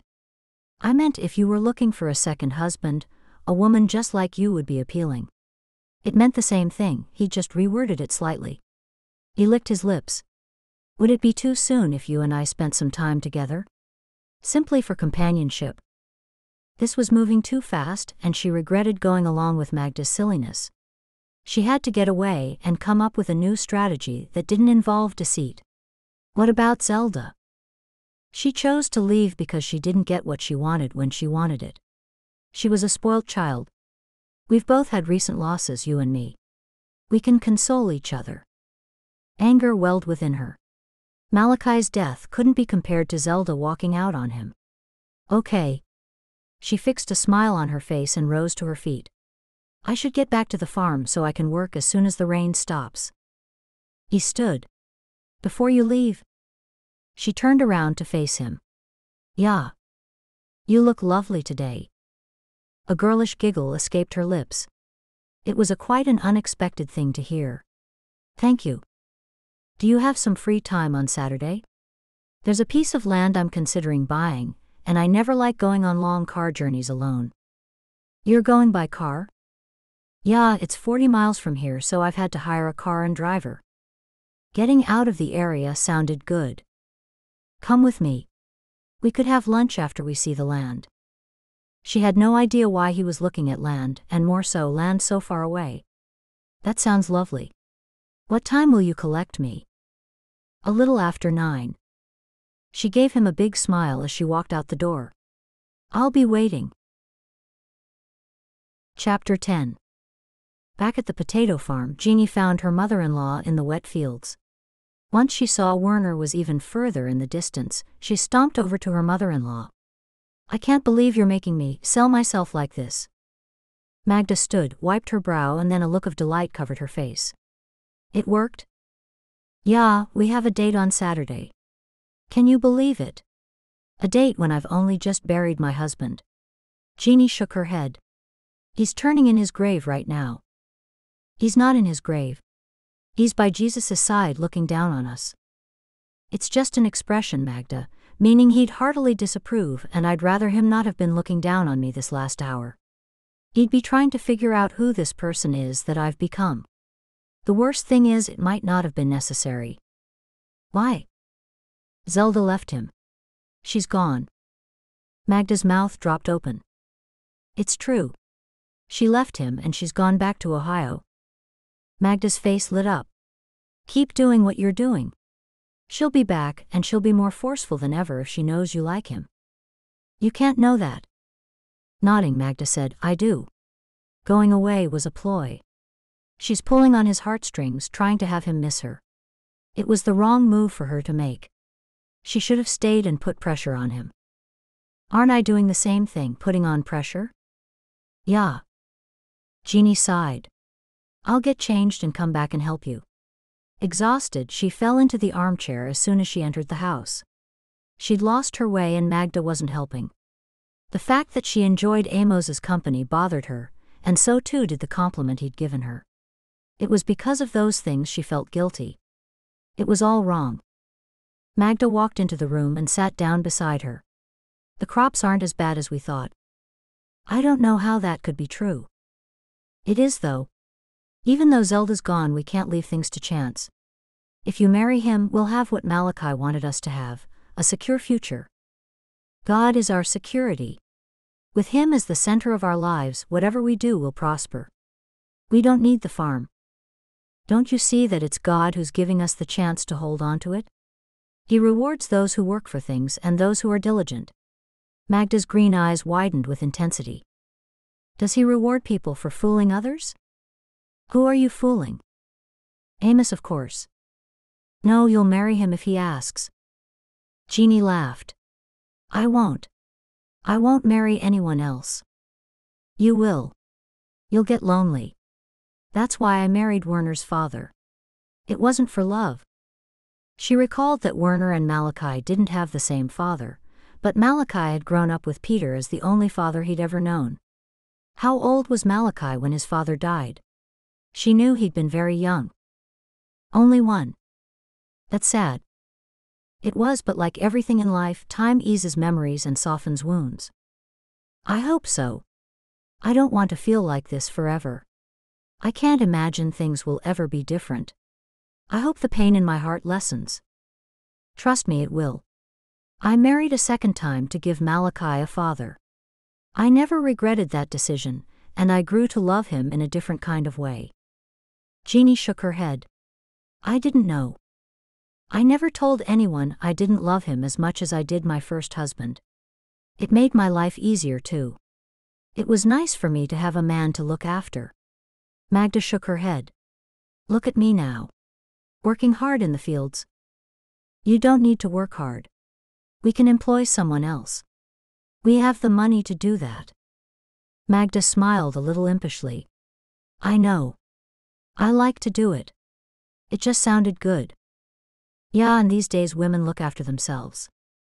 You've still got your English mind in there. I said it was nice for me to have a man to look after. I didn't say to be looked after. Ack. Jeanie pouted. I don't think that way. You do. Everyone needs someone, and that's all in God's plan. Every man needs his helpmeet. That may be so. Who knows? Magda shook her head at her. Now, I thought you were coming out to help. We can't let Werner do it all on his own. I'm coming. I've been so tired lately. I just need a little rest. Magda leaned over and kissed her on her cheek. Don't look so stressed. Everything will work out. Jeanie nodded. The pair of them were a good team. When one was down, the other managed to pull her up. Chapter 11. Why are you looking at this land? It was Saturday, and Jeanie stood next to Amos as he looked over the barren landscape. Land's getting scarce, and this land is inexpensive. They're not making more land, you know. He chuckled. I guess they're not. Unless we can all move to Mars or something. This might be cheap because it's in the middle of nowhere and no one wants it. There are no stores, nothing. He laughed. All the towns are expanding because of the population growth. And there are jobs in the area. She curled her lip as he looked away from her. She hadn't seen much expansion going on. Maybe in 100 years or so, things would expand, but they'd all be dead and gone by then. Yeah, but there's nothing around here right now. I'll just buy it and hang on to it. It seemed like a dreadful waste to her unless he was getting it for next to nothing, but it was his money to do with what he wanted. With her hands on her hips, she looked around them once more. You know something? It reminds me of a potato farm I saw once. He laughed again. Your potato farm? Yeah, before we made a success out of it. Except this piece of land doesn't come with a house, he pointed out. Only because no one wants to live out here. He chuckled. With you around, I could save a wagon full of money. I guess I'm conservative when it comes to parting with dollars, and I don't like waste. I guess that's because of my bookkeeping training, with every dollar having to be accounted for. I should get you to do some work for me. She shook her head. I'm sure you've already got a lot of people much better trained than me looking after your finances. He smiled and looked around at the land. There's the southern boundary. That clump of trees by the river. Someday that could be a nice spot for a house, don't you think? He liked what he saw. That was obvious by the look on his face. I don't know without going over there. It seems you already have your heart set on it, and you would know more about these things than I do. Don't let me stop you from buying it. You'll blame me if it becomes valuable in a few years. Maybe they'll find oil or gold. She giggled about the wasteland ever becoming valuable. We'll see. I'll only buy it if I get it for the right money and with my terms. The wicked side of her raised its head, and she nearly suggested putting Zelda and her brothers out here, but hopefully that problem no longer existed. We should have lunch. Are you hungry? Starving. She had barely touched breakfast, but now that empty stomach was gnawing away at her. The land was so far from where they lived, too far for any horse to get them there. It seemed an expensive day out to hire that big car and the driver, but Amos hadn't flinched about the money. As they sat in the backseat of the car, Jeanie compared how peaceful it was in a buggy, listening to the horse's hooves in comparison to the constant mechanical hum and the speed of the car. She'd forgotten how much she used to dislike riding in a car. The buggy quieted her mind the same way as when she said a prayer. She certainly felt much closer to God in a horse and buggy than she did whizzing about in a car. It's nice to get away from the farm and everything. She wanted to say, from all the worries and the pressures, until she remembered Amos had caused most of them. Maybe all of them, except for the frosts. What would you have been doing on the farm today?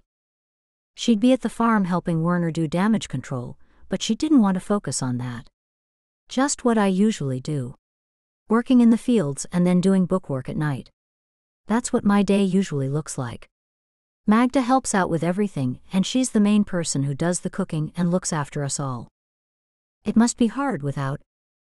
It is hard without him. It is. I wasn't going to say, without Malachi. I'm sorry. He looked down. Oh no, I'm the one who's sorry. Malachi was always on her mind. I was thinking you might often consider how much easier things would be with technology, if you'd be allowed to use any. With you being raised outside the community. Oh. She nodded. You know, I have never given it much thought. It's been years since I joined the Amish, and my old life is so far behind me that I barely remember it. The car pulled up in front of a restaurant. Is this where we're having lunch? Yeah, I've been here before. You'll like it. It looked a little too grand, and she knew she'd feel uncomfortable. People would look at them in their Amish clothes, and she never liked being stared at. You've been here before? Yeah. She wondered if he'd been there with Zelda. In her heart she felt like she was betraying Malachi, but then she remembered for whom she was doing it. It was for Malachi and his family. She pushed everything out of her mind and focused on Amos. The waitress showed them to a table by the window, and Amos stepped forward and pulled out Jeanie's chair. Thank you, she said as she sat. He took a seat opposite, and then they were handed menus. When the waitress left, Jeanie leaned forward. I feel out of place here. Don't worry about it. I felt like that too the first time I came here. Just relax and enjoy the food. She chose the plainest thing on the menu because she now felt a little wave of queasiness. Or might she just be hungry? They discussed the food as they looked at the menu, while Jeanie wanted to talk about anything but food. When they'd given their order, he sat and stared at her. She giggled a little. What? It's nice to be here with you like this. It is good to have a day away from the farm. He rearranged the items on the table. Is farm life too stressful for you? No, I enjoy it. I enjoy watching the crops grow and seeing all our hard work pay off. Yeah, I imagine it would be rewarding. When their meals came, Jeanie suddenly didn't feel hungry. She thought she'd ordered something quite different. The chicken and mushroom meal was covered in a gravy-like sauce. It turned her stomach. Knowing it cost a lot of money, she knew she'd have to eat it. This looks good, Jeanie said as she picked up a fork. Everything I've tried here is good. They sat, ate, and talked for an hour and a half. It was effortless talking with him, except when they were speaking of the farm. It seemed they were of the same opinion about every subject that was mentioned. When he brought her home, she opened the car door. Are you really going to buy that land? Do you think I should? She shook her head. No. I'll give it some thought. You have turned me off it a little. Jeanie giggled. Buy it then, or you'll blame me if they strike oil. He shook his head and grinned. What would I do with all that money? I don't know. I'm happy with my life the way it is. I had a good day with you today, Jeanie. You're pleasing company. It was the best day I've had for as long as I can remember. She was flattered. That meant he preferred her company over Zelda's, which made her happy. Thank you. I had a nice time too. He leaned forward. How about we do this again sometime? Next time I won't look at land or do any business-type stuff. It'll be just the two of us doing something. Something fun? He chuckled. If you like. I'll think of something. Can I see you again next Saturday?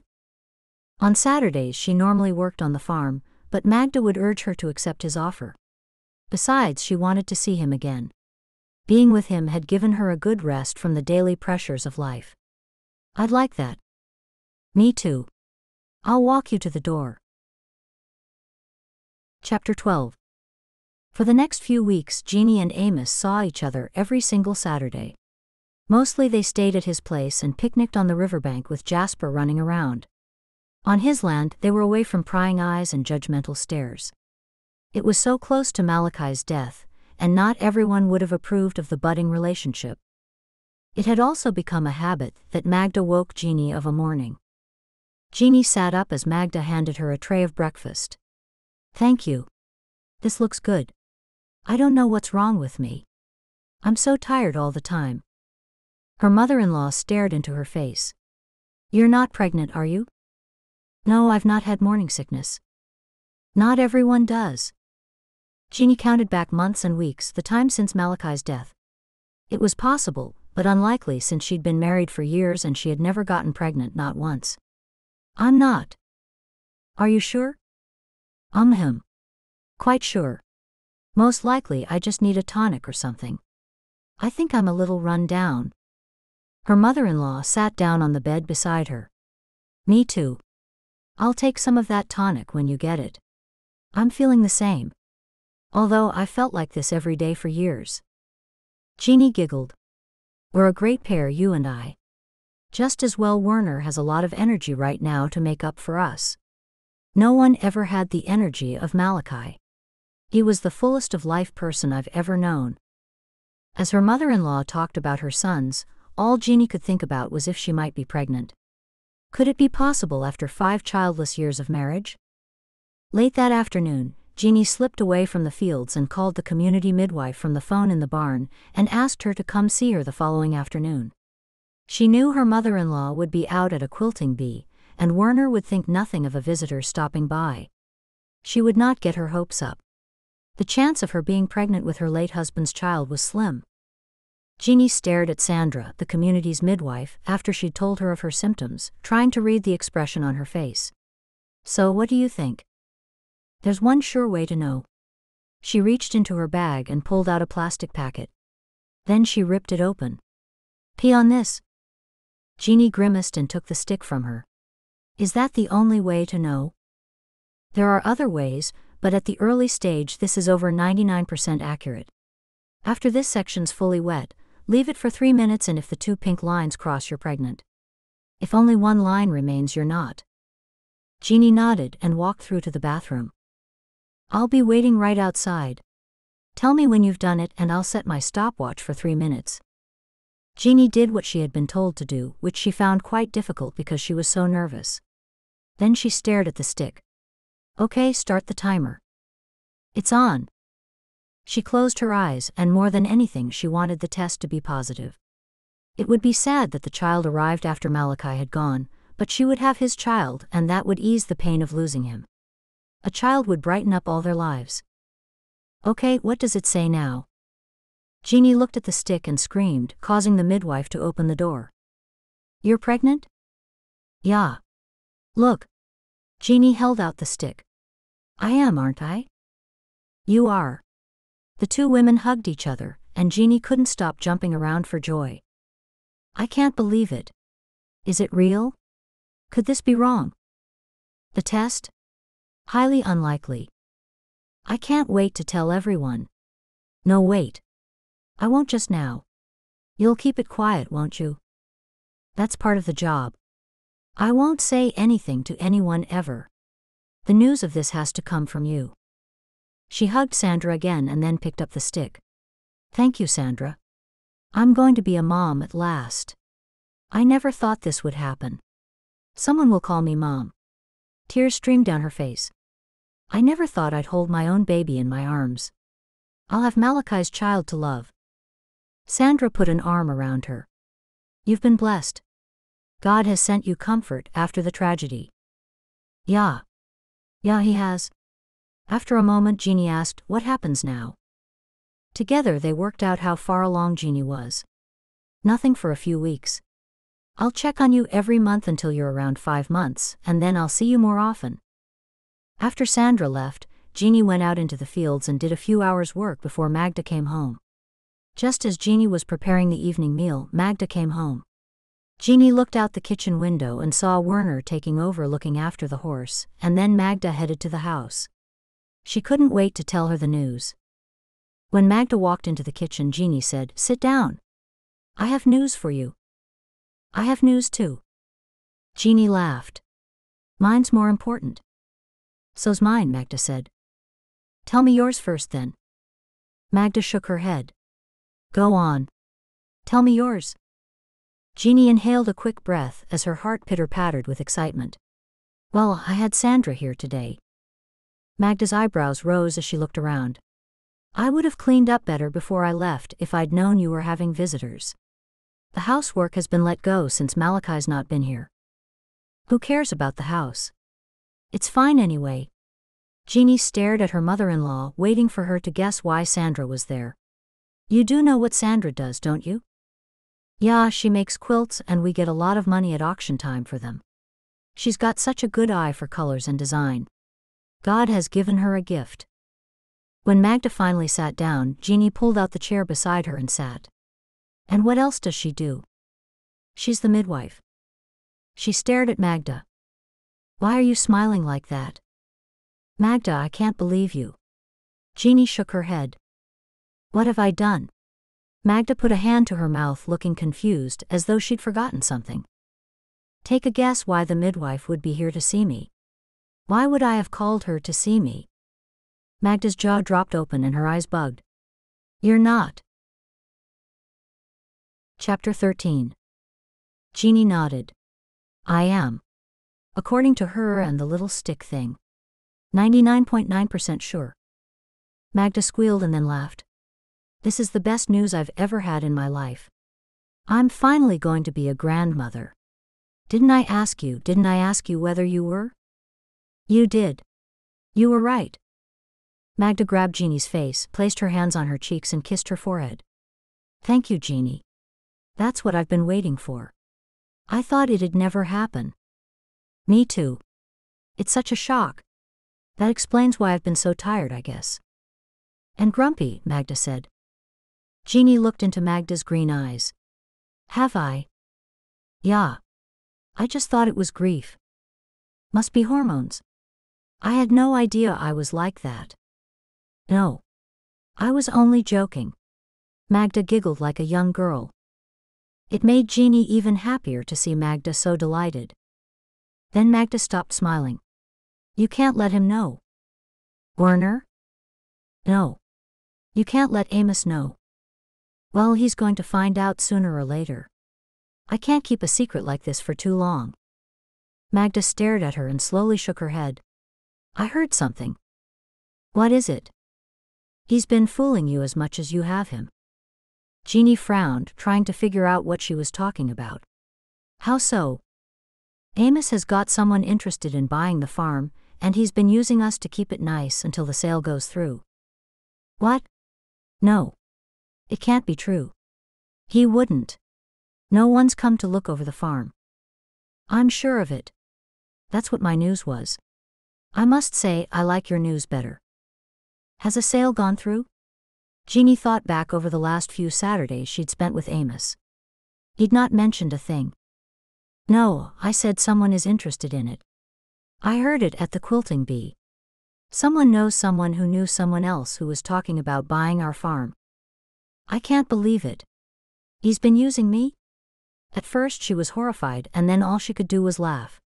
She laughed at herself for being so resistant to Amos, and then for being so lonely she wanted more of Amos's company. She could see the humorous side of what was happening in her life. It wasn't long, though, before her laughter turned into tears. Their dream was going to be lost, and there was nothing she could do about it. Then there was the child whom Malachi would never see. With the baby coming, the farm was more important than ever. Magda leaned forward again and encircled her arms about her. I'm sorry. Me too, she managed to say through tears. I never should have talked you into this thing with Amos. It was a good idea, though, wasn't it? I thought your problems would vanish if you married him. I wanted you to have what you should have had. Jeanie wiped her eyes with the back of her hand. It was a terrible idea, but it was my fault for agreeing. I was doing it for you and for Werner. What shall we do now? Now Jeanie wanted Amos to fall in love with her. Not because she loved him, but as a way of getting back at him. No one messed with her and got away with it. She stared at Magda. Amos will ask me to marry him if that's the last thing I do on this earth. That man will fall in love with me, and then he'll do anything I say. Magda pressed her lips together. Never make a decision in anger.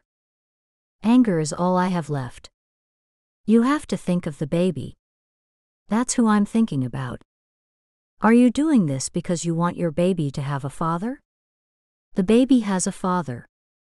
I know that. That's not what I meant. Amos is the ideal match for you. History's repeated itself. I was in love with my first husband and not the second. Mind you, I grew into a kind of a love for him. Now it's happening to you. Jeanie closed her eyes and covered her face with her hands. Could she bring a baby into the world alone? Malachi would never hold his baby, never see his child grow.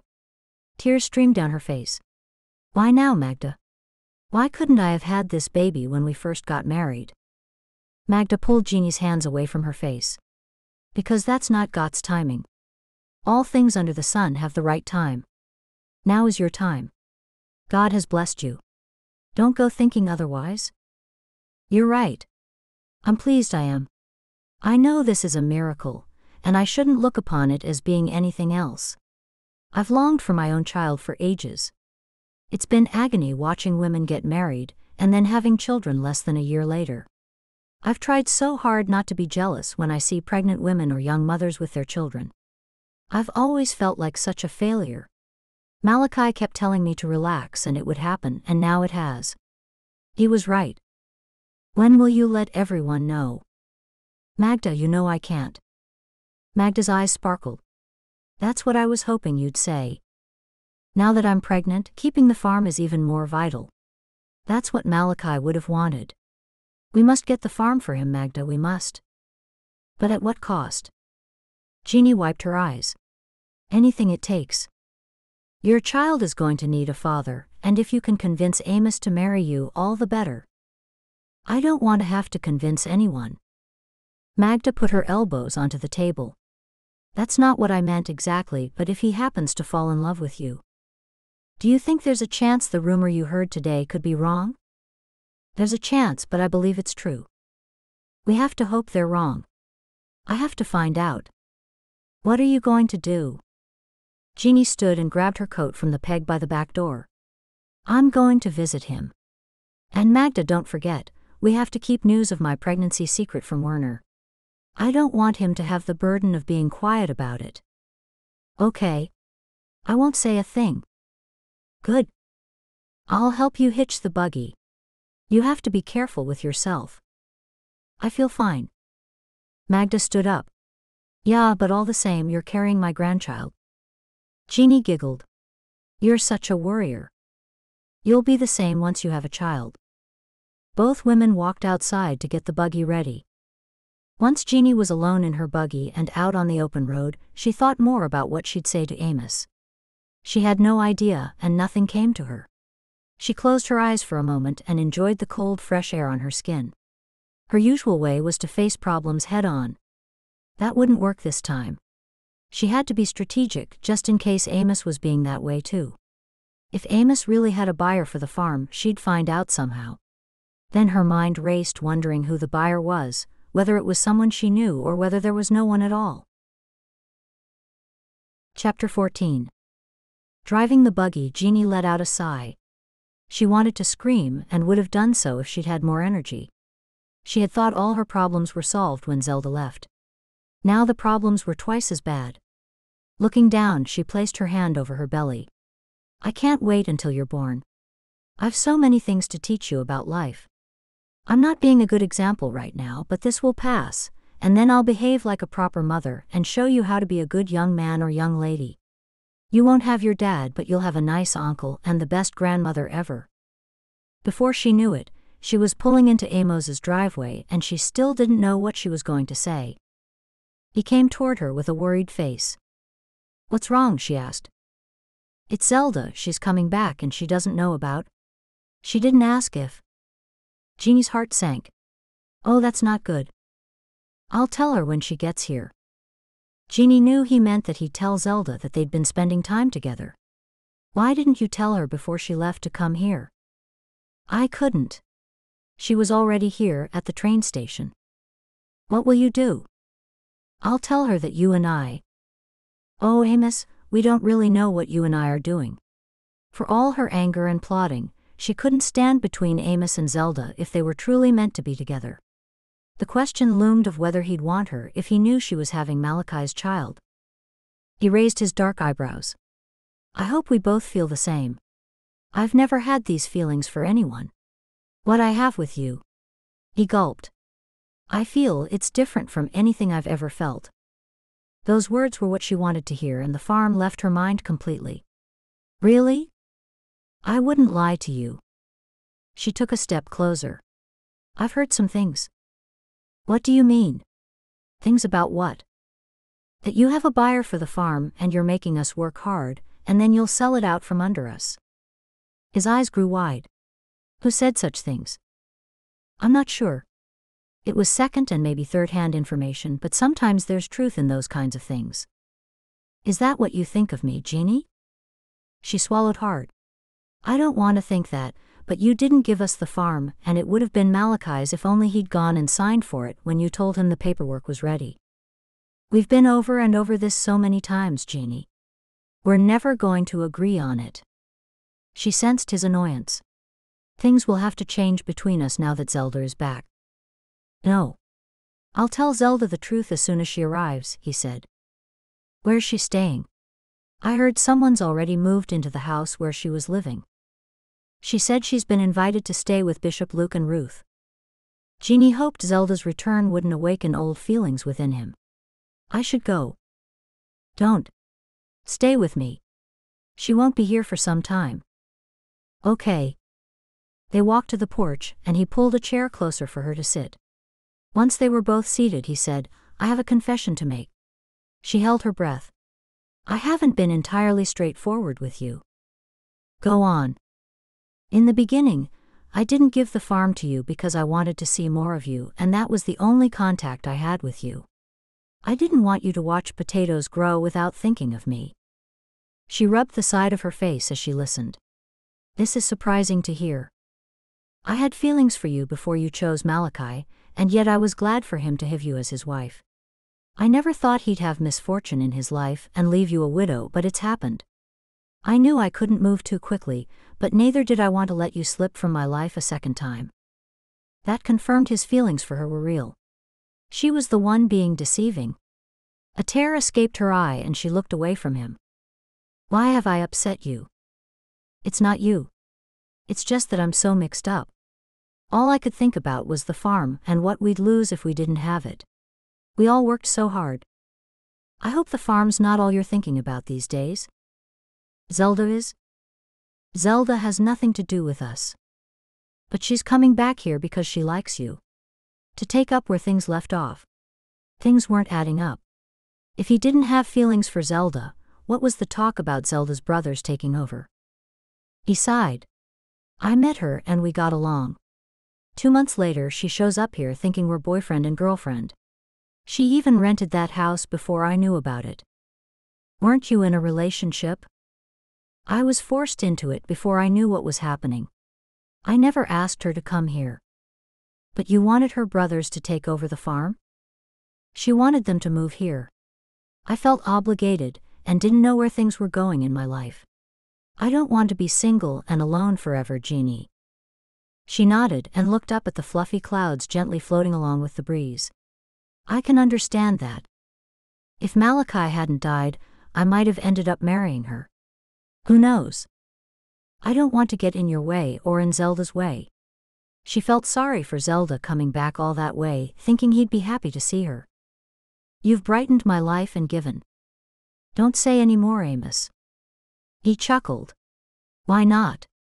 Don't you want to hear how I've come to care for you? I thought my chance was lost many years ago. She bit her lip. Now she had to tell him about the baby. It wasn't fair to keep it from him now that she knew his intentions were only good. He once said that she'd have no problem finding another husband because she had no children. That could only mean one thing. He didn't want to raise another man's child. If he could have a chance with Zelda, she didn't want to ruin that for him or for her. There's something I must tell you. It's okay. I know you'll never love me like you did Malachi, and I'm okay with that. Then they heard a car. Here she is. She's early. I don't know how she got here so fast. Jeanie jumped to her feet, and then got a little dizzy and had to sit back down.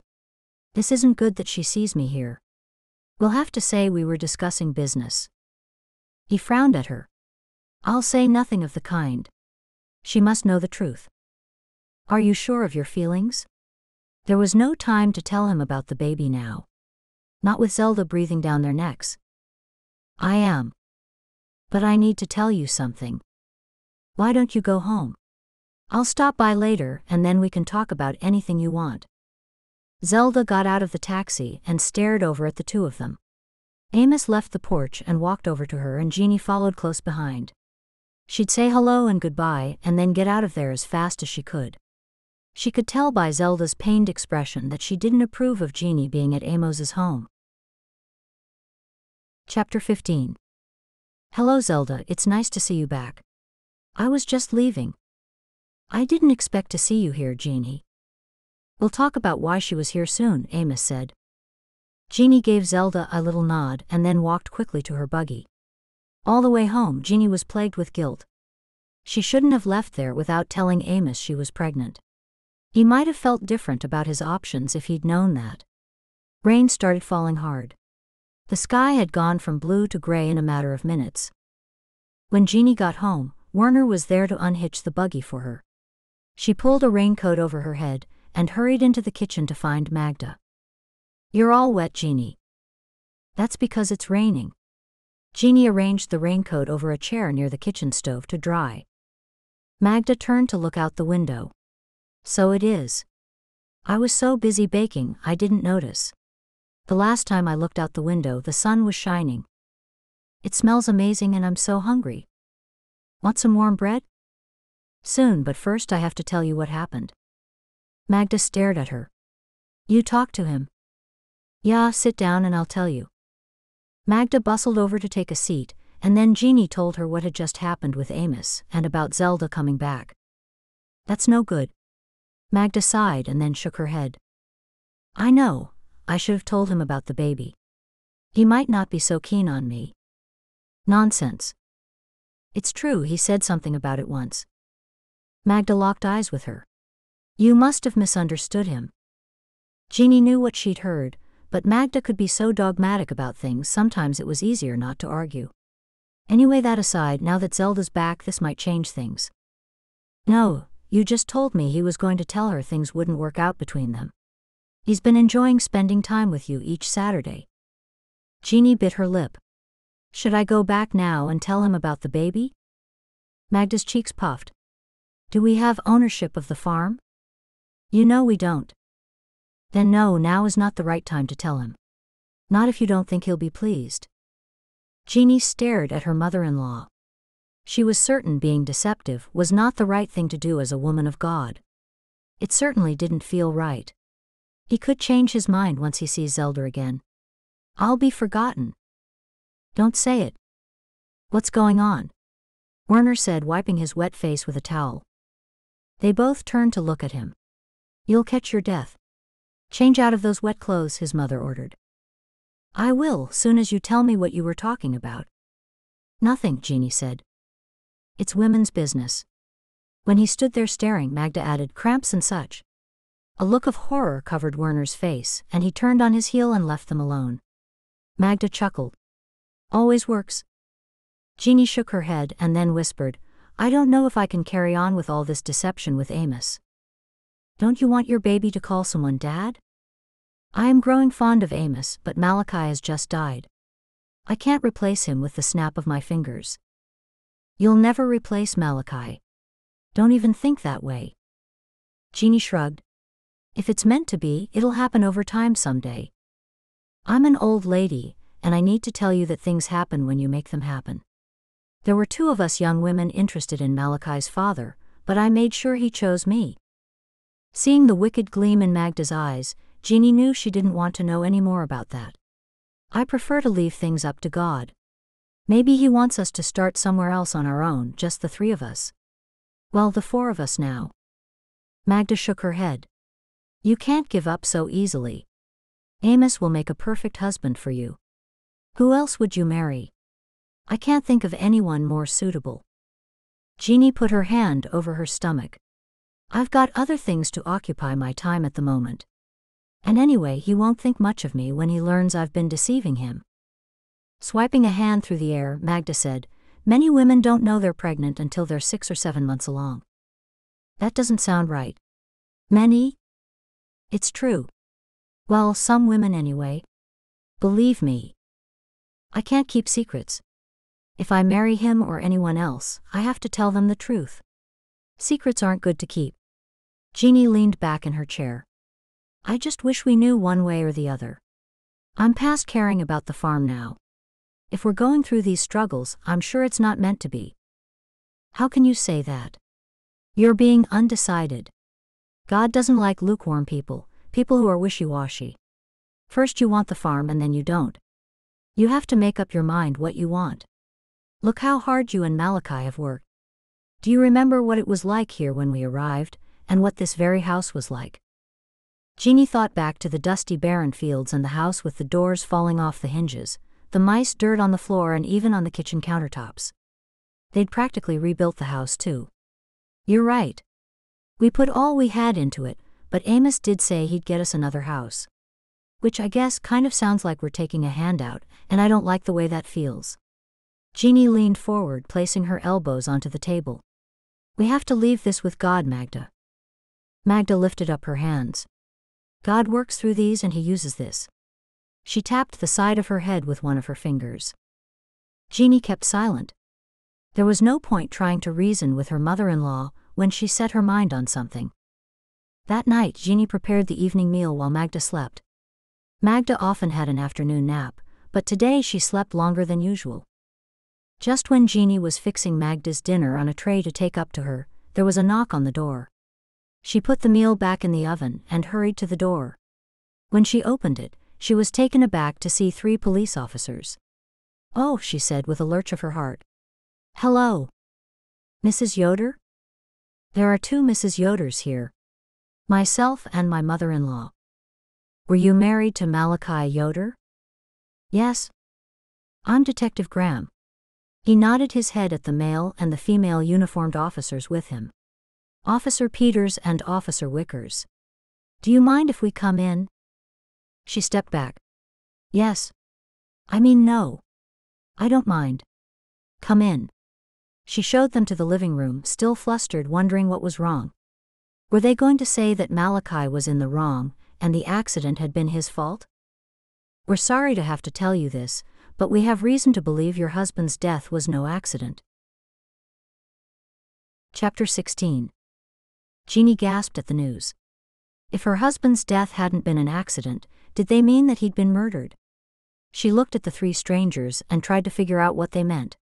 What? I'm afraid it's so. Detective Graham nodded, and the corners of his mouth downturned. He was murdered? The detective said.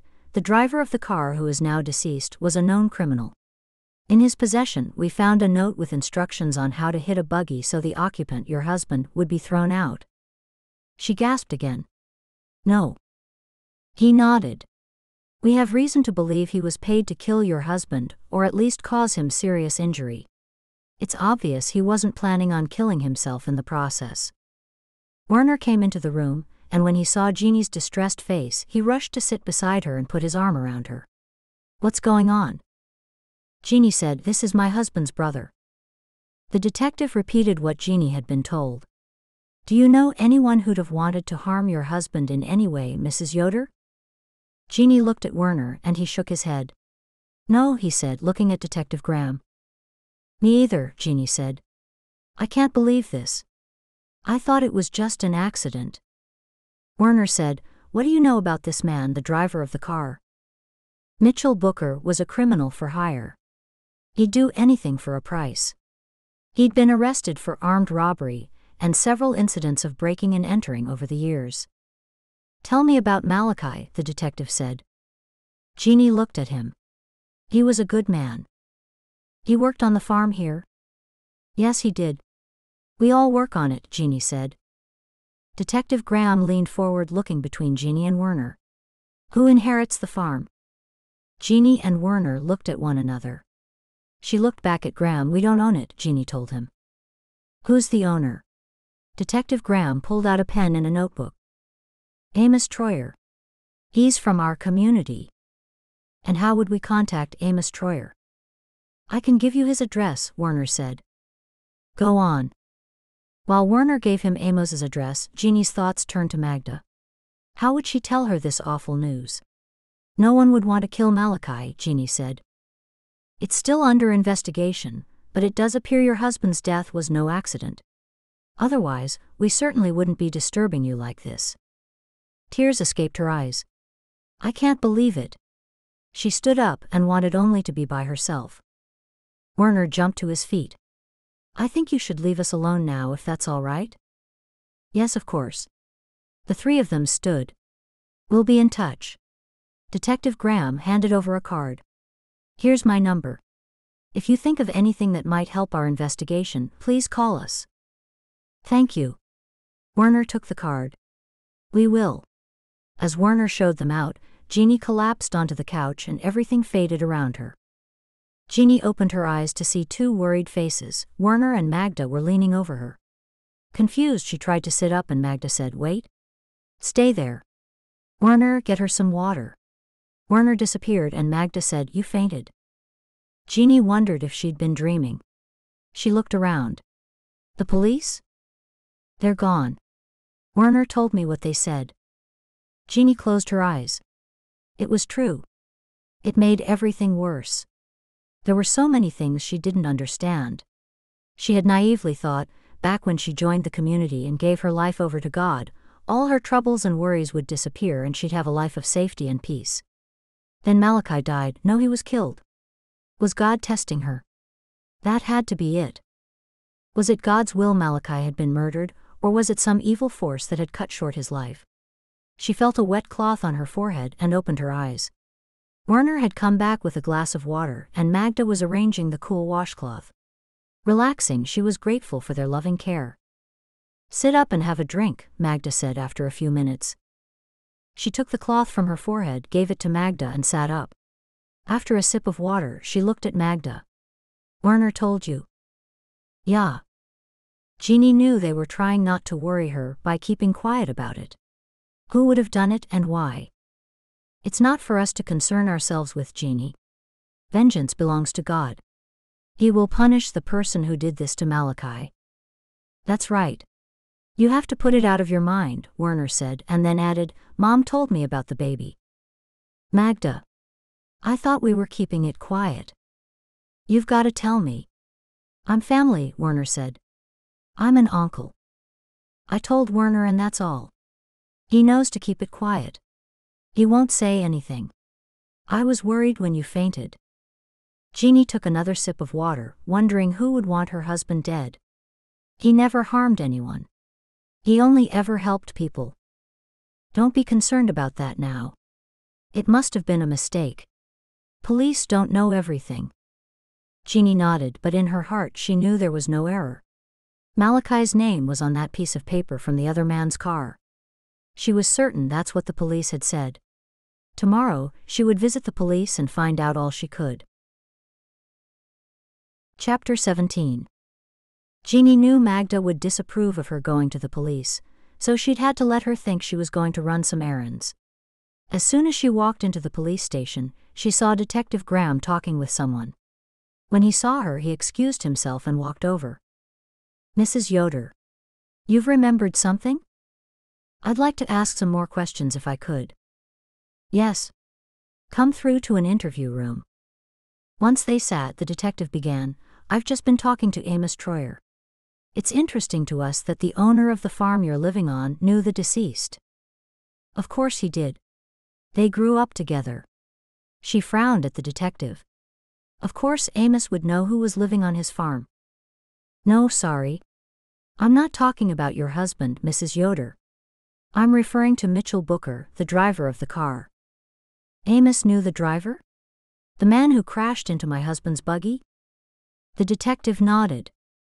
Jeanie wondered how Amos would know an Englisher who was also a criminal. "How did he know him, did he say?" "No, he didn't, but one or two of Booker's acquaintances said an Amish man had been talking to him." "Where was he talking to him?" "At a club." Jeanie shook her head. Amos would never go near a club. Most definitely not. The detective raised his graying bushy eyebrows. "We have CCTV footage telling us otherwise." "Can I see it?" She was convinced it wasn't Amos. "No. It's in evidence. We might need you to view it later, though." "I doubt it's him." "It wouldn't be. Was the man in Amish clothes?" "Yes."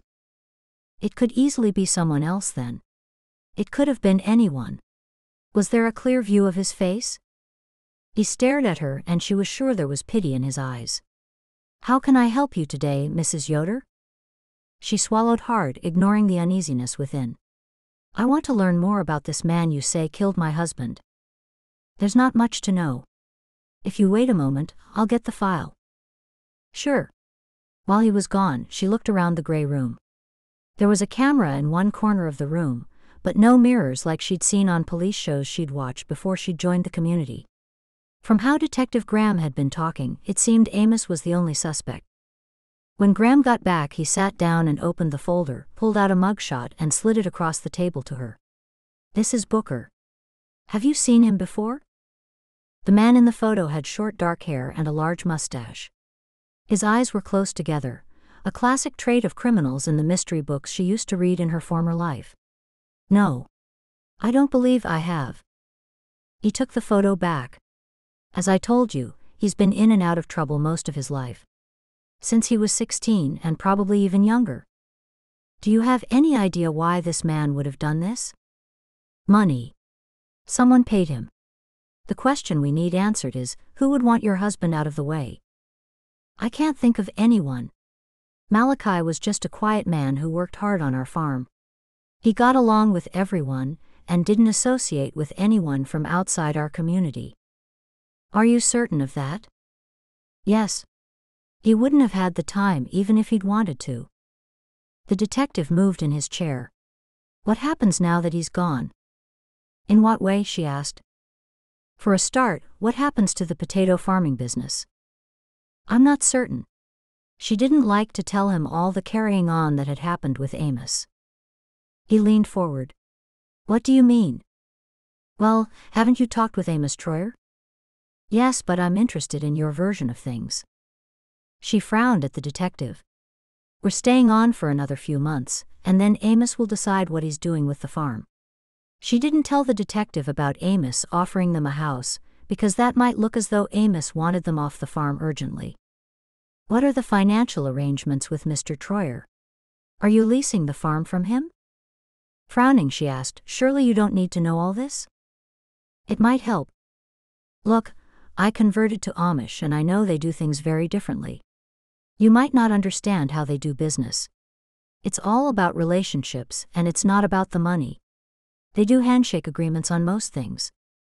The detective laughed. "Everything's about money, and I'm sure the Amish are no different. You're wrong. I don't believe so. Either way, tell me about the arrangement with Troyer. She sat there and told him the truth of how they came to run the farm, and had built it up from nothing. So you see, it would benefit Amos to keep us there. But why would he want you to stay now that it's valuable? Couldn't he sell it? According to my information, when he inherited the farm it was run down. I'd say Troyer has done very well out of your family. And so have we. We got to keep all the entire profits. Which I'm guessing were next to nothing in the first years. You see, I was raised on a farm not too far from here. We got by. We don't need much. What's to stop Amos from selling it from underneath you? He wouldn't. Well, he might. Magda had told her she heard that Amos had a buyer. She could see the detective's mind ticking over. If you're thinking Amos had anything to do with my husband's death, you're barking up the wrong tree. We have to follow every lead. We look at those closest to the deceased and work our way out. Take you, for example. Jeanie flew to her feet and pointed her finger at him. Don't you dare say I might have employed that man to kill my husband. Calm down, Mrs. Yoder. That's not what I'm thinking. She sat back down, rubbing her face.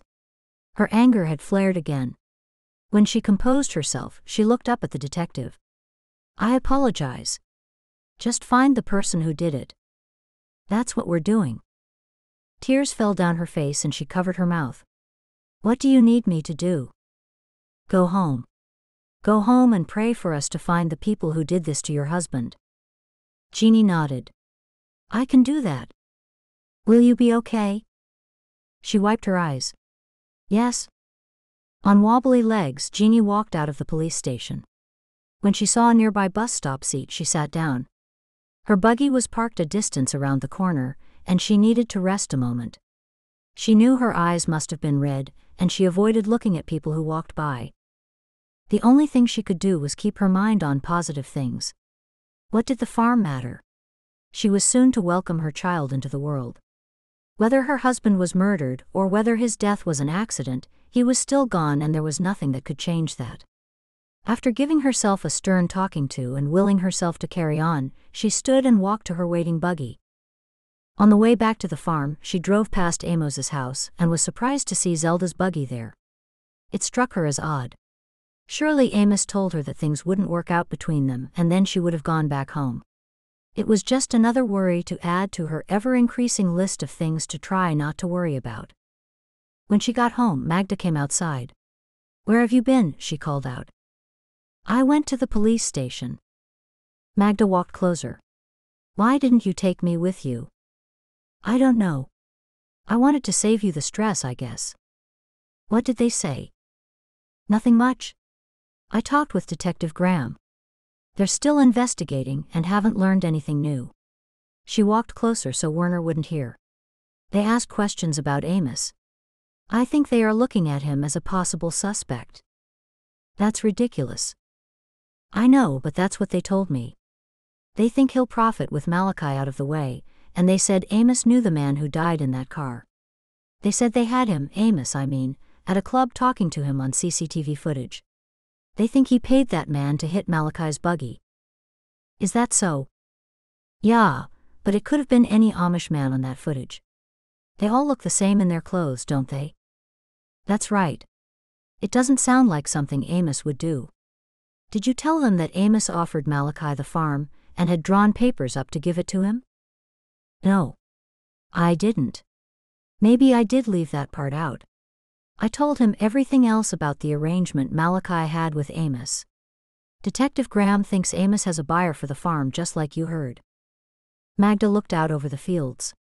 I don't know if it'll be profitable this year. Most likely not, but still it's better than the barren earth we found when we got here, and I've got last year's figures to prove it. Magda shook her head. You shouldn't go anywhere by yourself. You could have fainted again. Take me with you from now on. Okay? I will. Magda stepped forward. You mean it? I do. I've made soup for lunch. You need to keep your strength up. I'll have Werner handle the horse and buggy.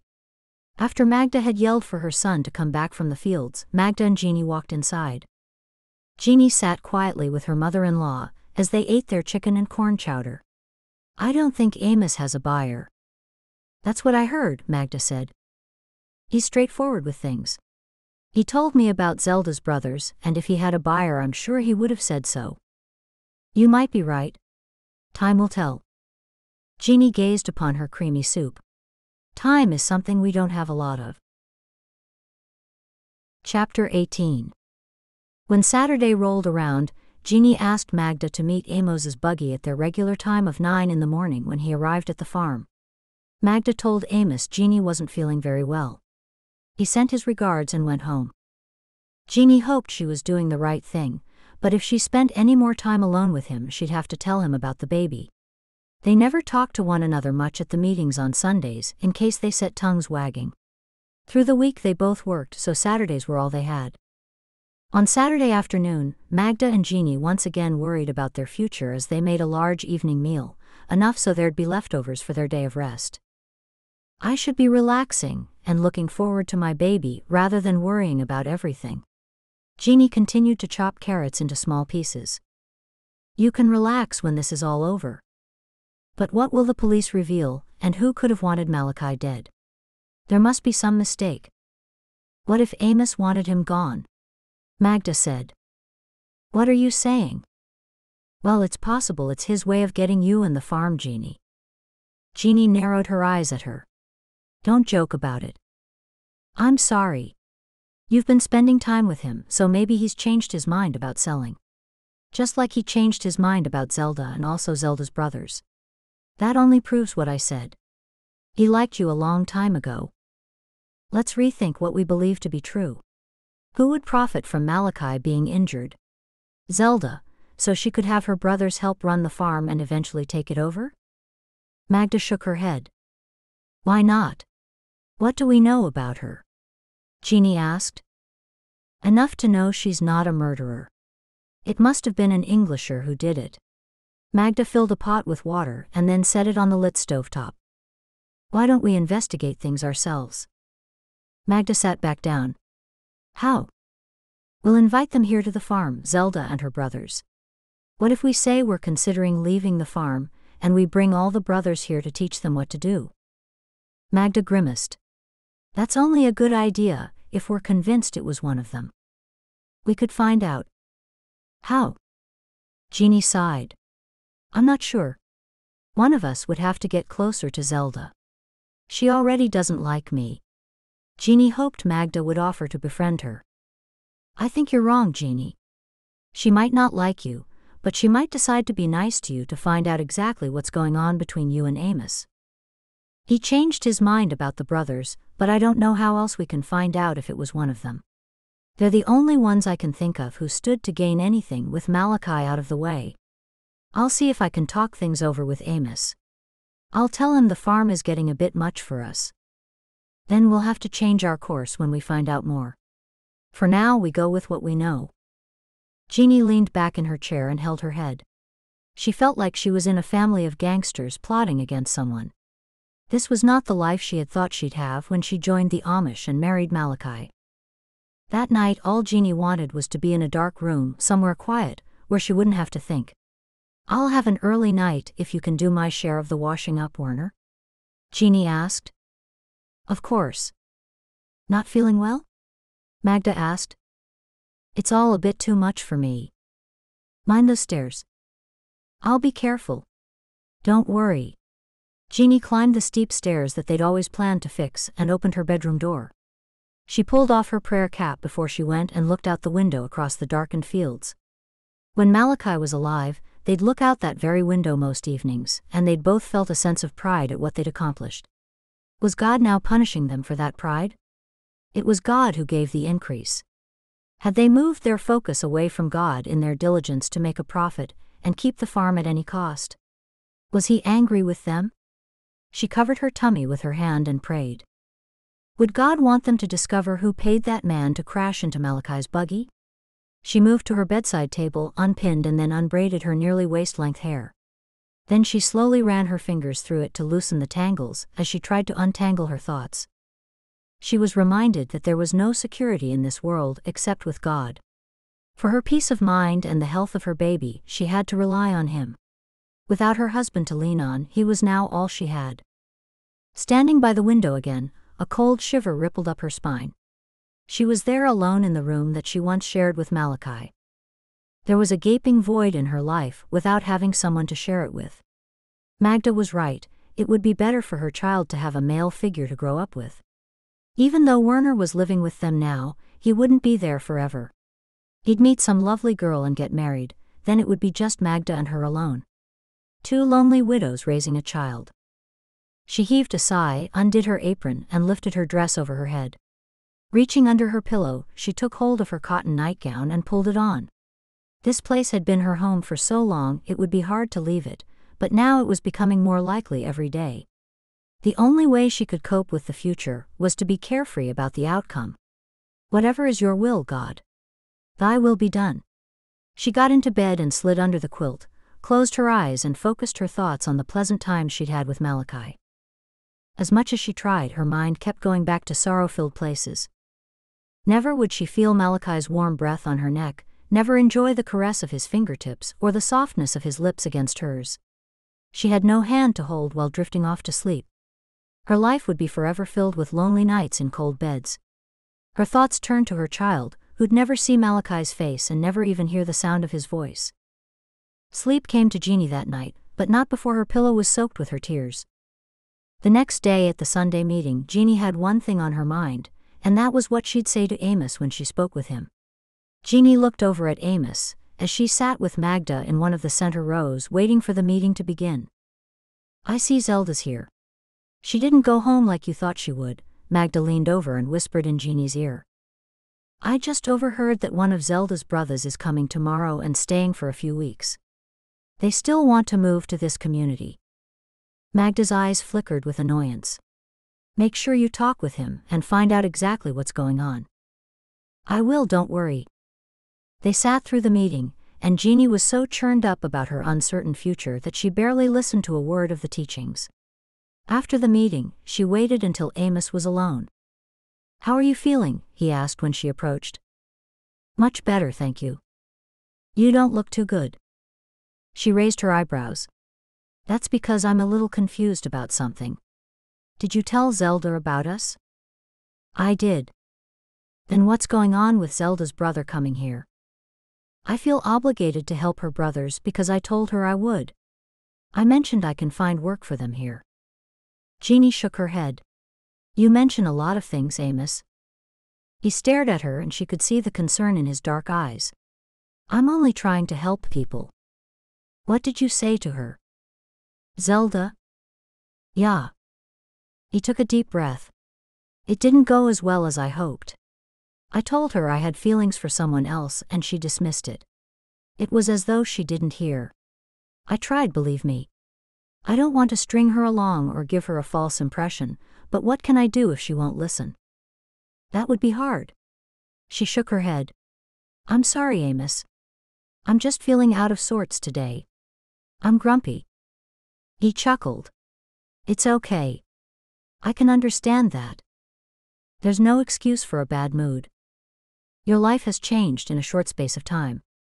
It can be excused. She shook her head. I don't want it to keep changing. He slowly nodded, and then they were interrupted by Zelda. What are you two talking about? Her attitude was fun and carefree and not at all like her usual self. Amos was just telling me your brother is coming to stay soon. Yeah. One of them. I have 3. They're wanting to move here.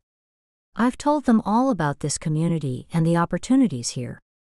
That's good. I hope they move here. Thank you for your kind offer, Jeanie. What was that? Jeanie asked.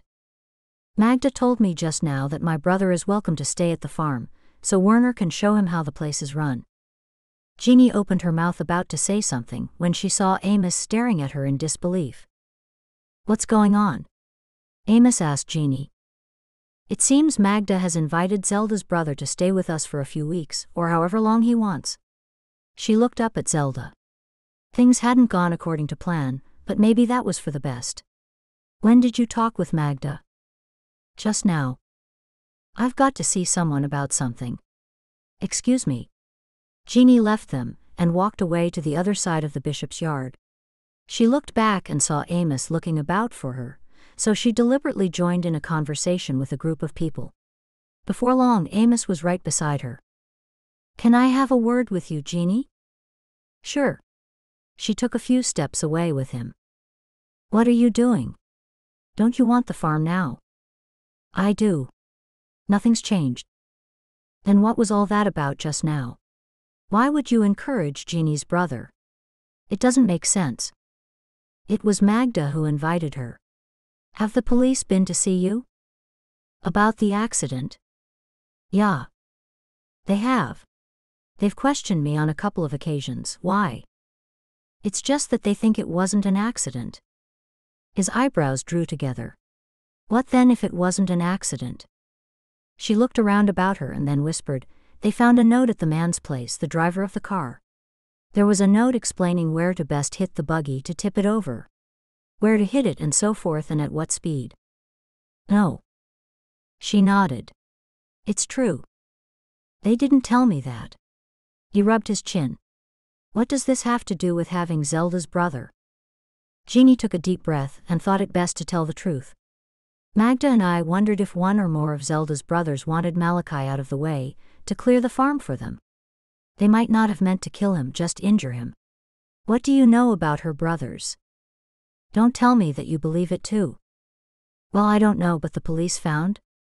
Did they tell you they think you were talking to the man who died in the car? I think that they think you might have paid him to do it. She could see the horrified look on Amos's face. The driver was a criminal, and he was paid to crash into the buggy. I didn't do it. I'll talk to the police tomorrow and straighten this whole thing out. Why would someone want Malachi harmed? I have no idea. Do you know Zelda's brothers? I've never met them, but they're well-respected members of their community. Jeanie looked over at Zelda. Why are they so anxious to leave their community then? Lack of work. Look, I don't think it's a good idea to have him stay with you. He would have had nothing to do with it. Besides, what are you going to do? Torture him, interrogate him? My husband was murdered and I want to find out who did it. What difference will it make? He's gone. I just need to know. The end result is still the same. He's not coming back. I know that. Her head was swimming. I need to sit down. Are you okay? You're pale and you're not making a lot of sense. She had to think fast. The last thing she wanted was for him to guess she was pregnant. My blood pressure's been a little low. He grabbed a nearby chair and brought it over for her to sit on. Then he took hold of another and sat beside her for a while. I can't allow Zelda's brother to stay with you. You don't trust us? It's not that. I can't give him or Zelda false hope. I've already decided to leave the farm with you. You have? He nodded and smiled at her. She took a deep breath. I don't know what to say. I've been giving it a lot of thought. Malachi would have wanted you and his mother and brother to have the farm. I was looking at things from a purely selfish viewpoint. She felt guilty for setting out to be nice to him, to soften him. We can pay you off a little at a time, and when we get a good harvest. You'll do no such thing. Anyway, I've got bigger things to worry about. I'll sort things out with the police tomorrow so I don't find myself in jail. They would have found out it wasn't you.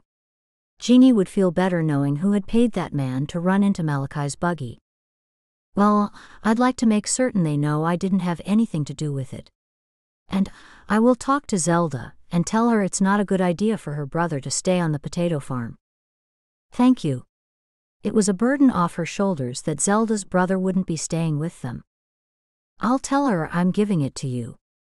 Really? Yeah. Thank you so much, Amos. I can hardly believe it. I'll see the lawyers first thing tomorrow. Wait, I'll see the police first and then I'll go to the lawyers. I don't like seeing you distressed like this. Jeanie giggled. Are you sure about this? Of course I am. This is what should have happened to start with. I can't wait until I tell Magda. She'll be so pleased. I won't let her know just yet. I'll wait until we get home. If you'll excuse me, I'll have to break the news to Zelda." He walked away. Now she had what she wanted, but she felt bad for the way she'd gone about getting it. Surely God wouldn't be pleased. Chapter 19. Later that night, she sat with Magda in their kitchen celebrating the good news while waiting for Werner to get home from the singing. Their peaceful night was shattered by the crashing, tinkling sounds of breaking glass. The two women jumped to their feet. "What was that?" Magda asked. "The living room." Jeanie raced to the living room with Magda close behind her. The room was covered in splinters of glass. They heard a car rev its engine just as they saw the car turn on its headlights and speed away. Jeanie covered her mouth. "We could have been in here. Who would have done this?" Jeanie didn't like to say it, but what if it was the same person who had wanted her husband dead? We know it wasn't one of Zelda's brothers. They lived too far away. Unless they paid someone to do it. I don't want to think about that. You sit down, Jeanie. I'll clear this up. No. We'll do it together. They started by carefully picking up the largest pieces. Then Jeanie spied a large rock. "Look at this." She leaned down and picked it up. "They threw that?" "Seems like it. It was a large rock. The person who threw it must have been strong. There's paper wrapped around it." Jeanie carefully peeled off the paper and saw it was a note. Then she read it out. "No one leaves me." Fear rippled through her when she recognized the writing. "This is my Englisher ex-boyfriend's writing. Tony Hansford." "Are you sure?" "Yes. I'm positive. He used to leave me notes every day telling me what to do. He was an awful, awful man. I ran away from him, and that's when Malachi found me. When I got that flat tire." "I'll call the police." "No. He might be still out there somewhere." The two women huddled together in the kitchen until Werner came home. When he arrived, Jeanie went out and told him what had happened. He waited with her while she called the police from their phone in the barn, and then they hurried back to the house. Detective Graham and a team of evidence technicians arrived in 2 white vans within half an hour. By that time they'd cleaned up all the broken glass. He picked up the note with tweezers. "You say your ex-boyfriend wrote this?" "That's right. I know his writing well." He slipped it into a plastic sleeve. "We'll dust it for his prints." Then he took down his name and last known address. "Do you think he was the one who?" "We'll find out. We're taking a cast of the tire tracks." She saw out the window that they'd set up large lights and were leaning over doing things on the ground. "I'd like you to come into the station tomorrow. We'll have to get your fingerprints to rule them out when we're checking the rock and the note, and I'd like you to look at the CCTV footage we have." "Good. Because I know it's not Amos Troyer. I'd really like to see it. It could be someone you know." She'd never forgive herself if her ex-boyfriend had ordered her husband murdered. Werner was busy in the living room, putting wood over the broken window until they could get someone out to fix it. When Jeanie arrived at the police station the next morning, she asked to speak with Detective Graham and was ushered into an empty interview room. She waited alone for a few minutes until he walked in. "Good morning, Mrs. Yoder." "Hello. Has Amos Troyer been in to see you this morning?" "Yes. We've sorted everything out as far as he's concerned. The man we thought was him wasn't Amish at all. Troyer pointed out some things out that weren't authentic for an Amish man to wear. Someone was out to fool us." "How could you ever have thought it was Amos Troyer?" "Looked like him to me. It was a disguise used in case cameras were on him. I'd say it was Tony who did it. He's violent and shrewd." He pushed forward a note in a plastic sleeve. She recognized the writing. "That's Tony's handwriting for sure. This is the note we found in Booker's trailer." Jeanie shook her head. "Was Tony trying to kill me or my husband? There's no name mentioned here. From what you said before, I thought my husband's name was on the paper. I was the one who normally took that drive into town every Tuesday. We started growing vegetables when we moved to the potato farm. We knew it would supplement our income and put food on our table. I regularly drove into the markets to collect payment for the wagon load of vegetables we delivered every Saturday morning. Who would have known that? Anyone could have known. Hansford might have been watching you for some time. Do you think you can find him? A smile twitched at the corners of his lips. We're holding him for questioning right now. Has he confessed? Not yet, but it'll help that you've recognized his handwriting. All we have to do is tie him to the footage we've got, and match his tires to the casts we took last night. Jeanie let out the breath she'd been holding in. I hope I don't see him when I leave here.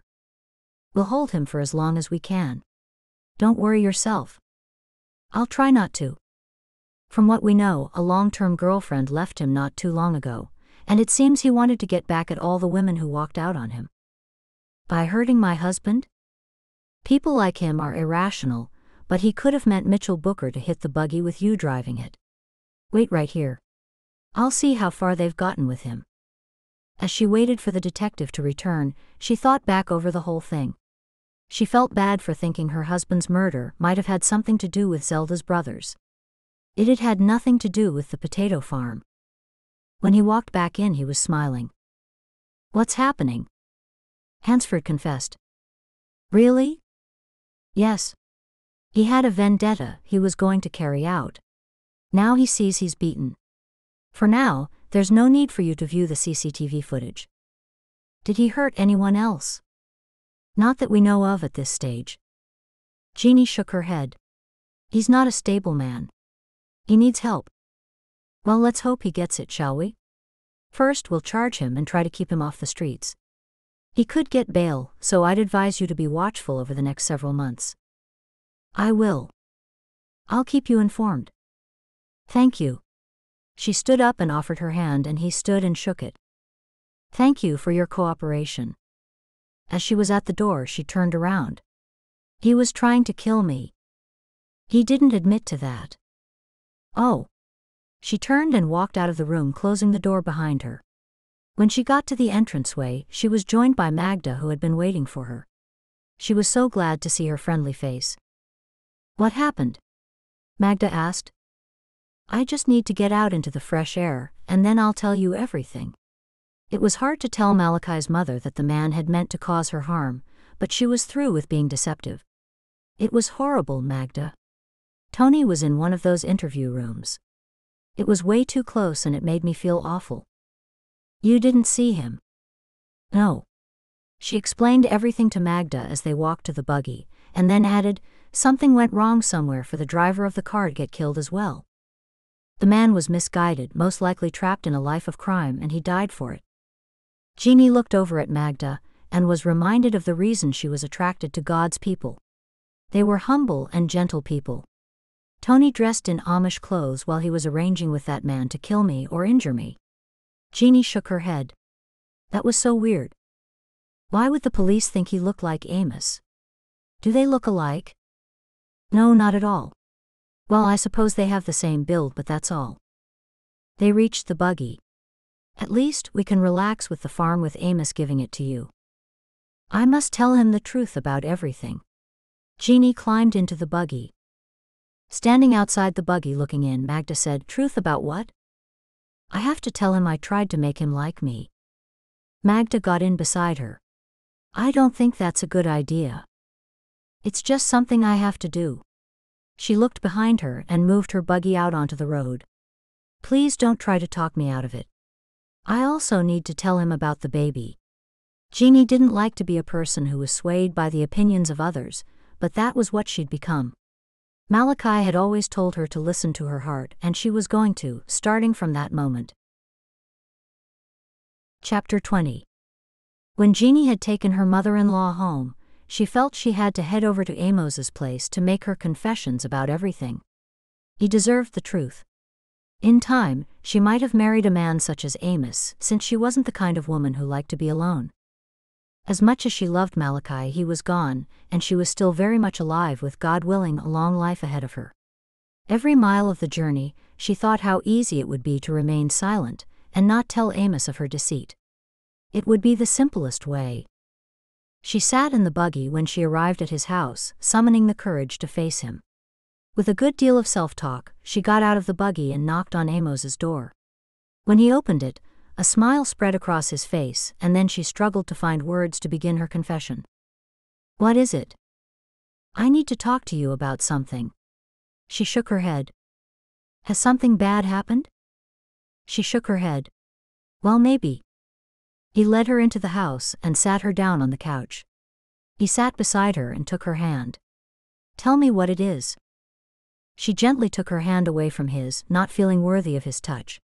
"Did you go to the police today?" She knew he'd been there. "I did, and told them all the reasons it couldn't have been me on that footage they had. For a start, I had guests staying here on that day. I went there shortly after you'd been there, and they got the man who paid that man to kill Malachi. He was really after me, it seems." "Your ex-boyfriend was the one who did it?" "Yeah." She felt so bad that she was the indirect cause of her husband's death. Werner was telling me some things about it. Now she was worried about what else Werner might have told him. "I need to come clean with you about a few things." His eyebrows pinched together. "What?" "I've deceived you." His brow furrowed. "In what way?"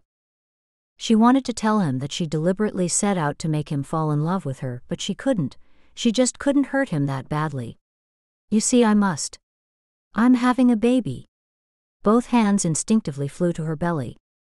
His eyebrows rose. "Really?" "Yeah. And it's a tragic thing that Malachi will never see his child. I guess this means the end for us. This is just the beginning. Marry me, Jeanie, so your child can have a father." She shook her head. "Thank you, but it wouldn't be right to marry just for the sake of the child." "Marry me then because I love you." She swallowed hard. You what?" He chuckled. "I was deciding when to ask you, and it might as well be now. I don't know what I've been waiting for." She couldn't agree without another confession. All she wanted to do was run away. When she rose to her feet, she felt strange and had to sit back down. "Be careful." She took a moment and then said, "I just told you I'm pregnant, and I know that's something you wouldn't want. You told me so once." He drew back. "I don't believe I said any such thing." "You did. You said that I would be attractive to men, and would have no trouble marrying again because I didn't have children. I might have said something like that to give you encouragement. It had nothing to do with me because I didn't have strong feelings for you then, not like I do now. If you agree to marry me, I'll be the happiest man in the world that we can have a child." She was relieved to hear that, but she still had more to say and she was leading into it. "It just wouldn't work between us." "I don't know why you say that. We get along well." She shook her head. "It just wouldn't. I love you, Jeanie, and I was under the impression you might have similar feelings for me." Jeanie nodded. "I do, but things are complicated now." He chuckled. "Where there is life, there will always be complications." "That's true, but there are things you don't know about me." He chuckled. "There's 101 things we don't know about each other, but we can learn as we go." She was still too scared to tell of her deception, so she simply said, "It's too soon after Malachi's death." He looked down and slowly nodded. "I can understand that. I'll be here for you whenever you're ready." Now she felt bad and guilty. "Don't wait for me." She shook her head. "I will. You're the woman I want to share my life with. I've never felt like this about any other woman." He looked earnestly into her eyes. "But I don't want to stop you if you can find happiness with someone else. There is no happiness elsewhere. I liked you way back when you first came to the community. When I saw you at the very first meeting in your Englisher clothes and your worried face and wide eyes. I said to myself, that's the woman I'm going to marry." He chuckled. "At that time, I had no idea it was Malachi who'd brought you to that meeting. I had no chance then, I couldn't try to take you from my friend. But now God has given me a second chance with you. I won't lose you again. I'll wait until you're ready. And if I'm never ready, I will have to content myself with admiring you from afar and dreaming of the day we'll be as one." She looked down at the floor. If only she hadn't listened to Magda. Then again, she had to take responsibility for her actions. She learned a valuable lesson out of this, but it had come at a great price. Why does life have to be so wretched? That's our lot in life, I guess, but we make the best of it. We make the most of our happy times and turn to God in times of trouble. I won't hold you up anymore today. I just wanted to tell you why I can't see so much of you anymore. She slowly rose to her feet and he jumped up. Careful. I'm okay. He took hold of her hand and walked with her to the door. Chapter 21. When Jeanie moved through the doorway, Amos brought her hand to his mouth and kissed it. Her heart felt like it would break. All she wanted was to be held in his arms, but he wouldn't be acting like this if he knew of her deception. She pulled her hand back and hated herself for being such a coward. Goodbye, Amos. I'll walk you to the buggy. He helped her into the buggy, and then she clicked her horse forward. When she got to the bottom of the driveway, tears threatened. They couldn't take the potato farm now. She'd have to tell Magda and Werner they'd have to leave. There was too much sadness associated with it now. Once the baby arrived, she'd get a job somewhere, or she could even do freelance bookwork from home. Magda would look after the baby while she worked. Werner could get a job somewhere, and they'd all live together. She looked back at Amos's house and saw him walking inside the front door. When she moved onto the road, she heard a car. She moved to one side to allow the car to pass since it was traveling so fast. Instead of passing, the car stopped beside her. Glancing down, she saw it was Tony. Her heart pounded in fear. Get out. No. Fear filled her entire body. He'd come to kill her himself. She moved her horse forward. I'll not stop. Then he beeped his car's horn loudly. Her horse was experienced and used to traffic and sudden noises, so he paid the sounds no mind. Tony drove beside her, honking the horn and nudging the buggy while yelling out to her. Stop it. Stop it, you maniac. If she stopped the buggy, he would see she was pregnant and then things would be worse. If he didn't kill her, he might beat her and harm the baby. Go away. She prayed and didn't know what else to do. The horse would never outrun the car, and she'd already left Amos's house and couldn't turn around because his car was alongside. Then she got an idea. Okay, I'll stop, she yelled out. Once she stopped, he got out of the car and was nearly at the buggy. She set the horse off racing. It would take him a while to get back to his car and start it again, and by then she hoped to make it to the next house. He wouldn't kill her in front of people. In her rear-view mirror, she could see him getting back in his car. She knew she was doomed. She prayed again for the safety of her baby. Then she heard galloping hooves from somewhere. She swiveled her head to the other side and saw Amos galloping on a horse, and he was now beside her buggy. Stop, he said. With him there to protect her, she stopped. Amos, it's Tony in the car. I'll handle him. He jumped off his horse and handed her a gun from out of his coat. For protection, he said. Then he walked over to Tony, who'd stopped a distance back from the buggy. I want to talk to Jeanie, Tony said to Amos. Are you her boyfriend? I'm a friend. What kind of friend? Jeanie heard them talking and wasn't brave enough to look. She stared down at the gun and remembered Malachi teaching her the steps to use it. Leave the lady alone, Amos said. I just want to settle the score. What score would that be? Get out of my way. I'm sorry, but I can't do that. You see, Jeanie is a good friend of mine. Is that right? That is right. Jeanie is a friend to everybody in the Amish community. I might have to arrange for your disposal too, just like her stupid husband. Jeanie gasped when she heard those words. He had just admitted to killing Malachi, as plain as day. She looked down at the gun. She could step out of the buggy and shoot him right now, and if he hurt Amos she'd have to.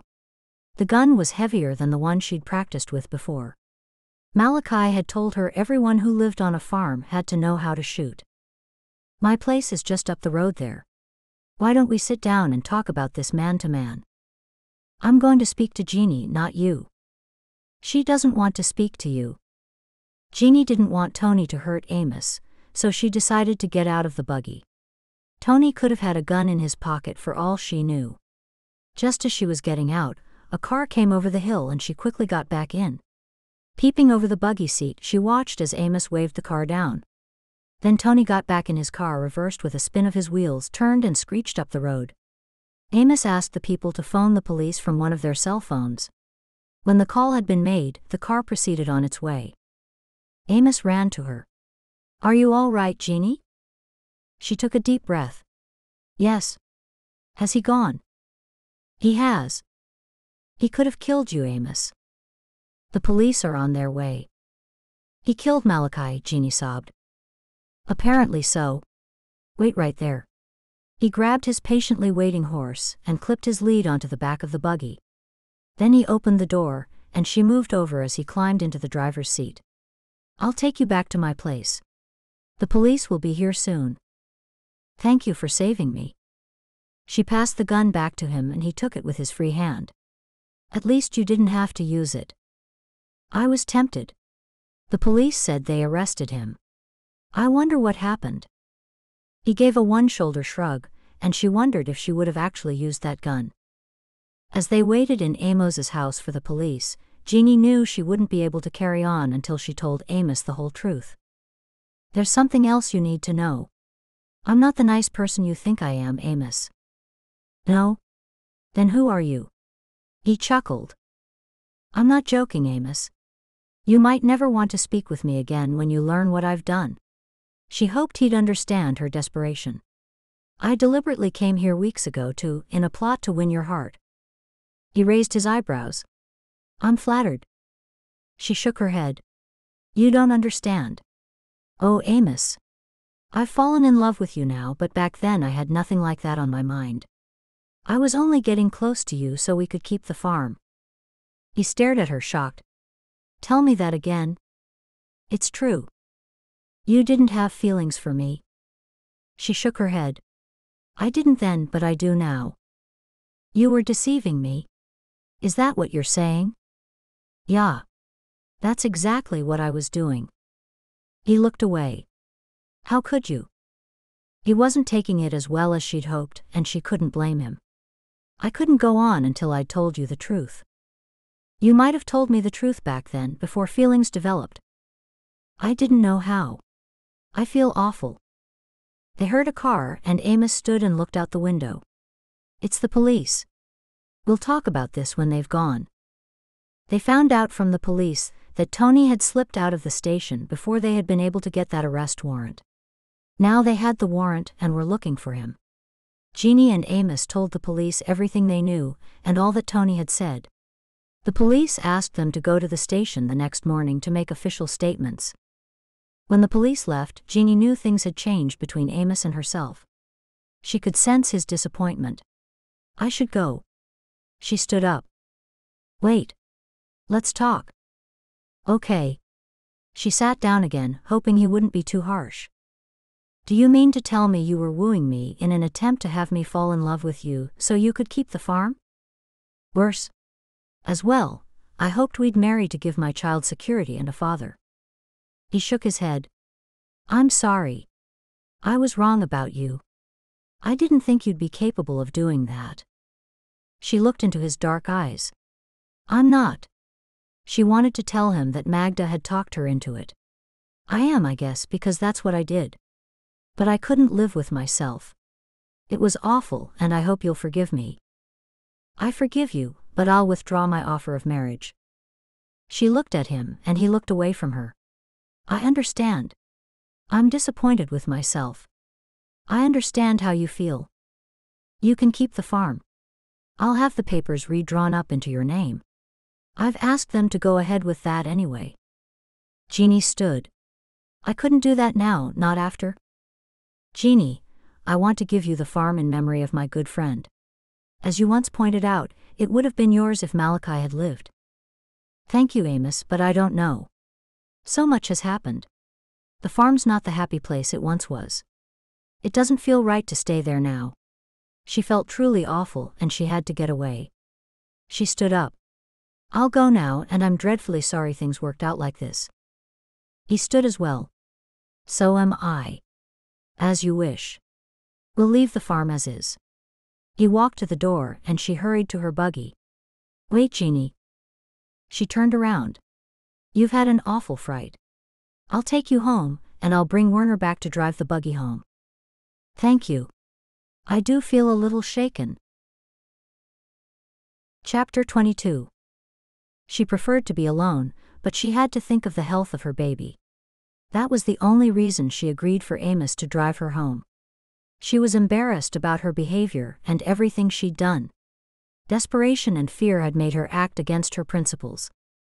For the next months they kept working the farm. They hadn't talked with Amos, and he hadn't talked with them.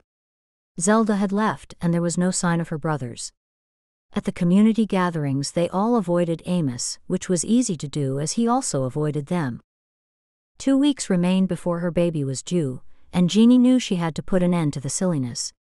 As the newly self-appointed head of their small household, she took it upon herself to straighten things out with Amos. It would be embarrassing to see him again, but it was important to her that things were sorted by the time the baby arrived. If he could allow them to stay until the potato harvest so they could see things through, then they'd find another place to live. Amos could do what he wanted with the farm. The three of them had become resigned to the fact that the farm would never be theirs. Jeanie chose Saturday as the day.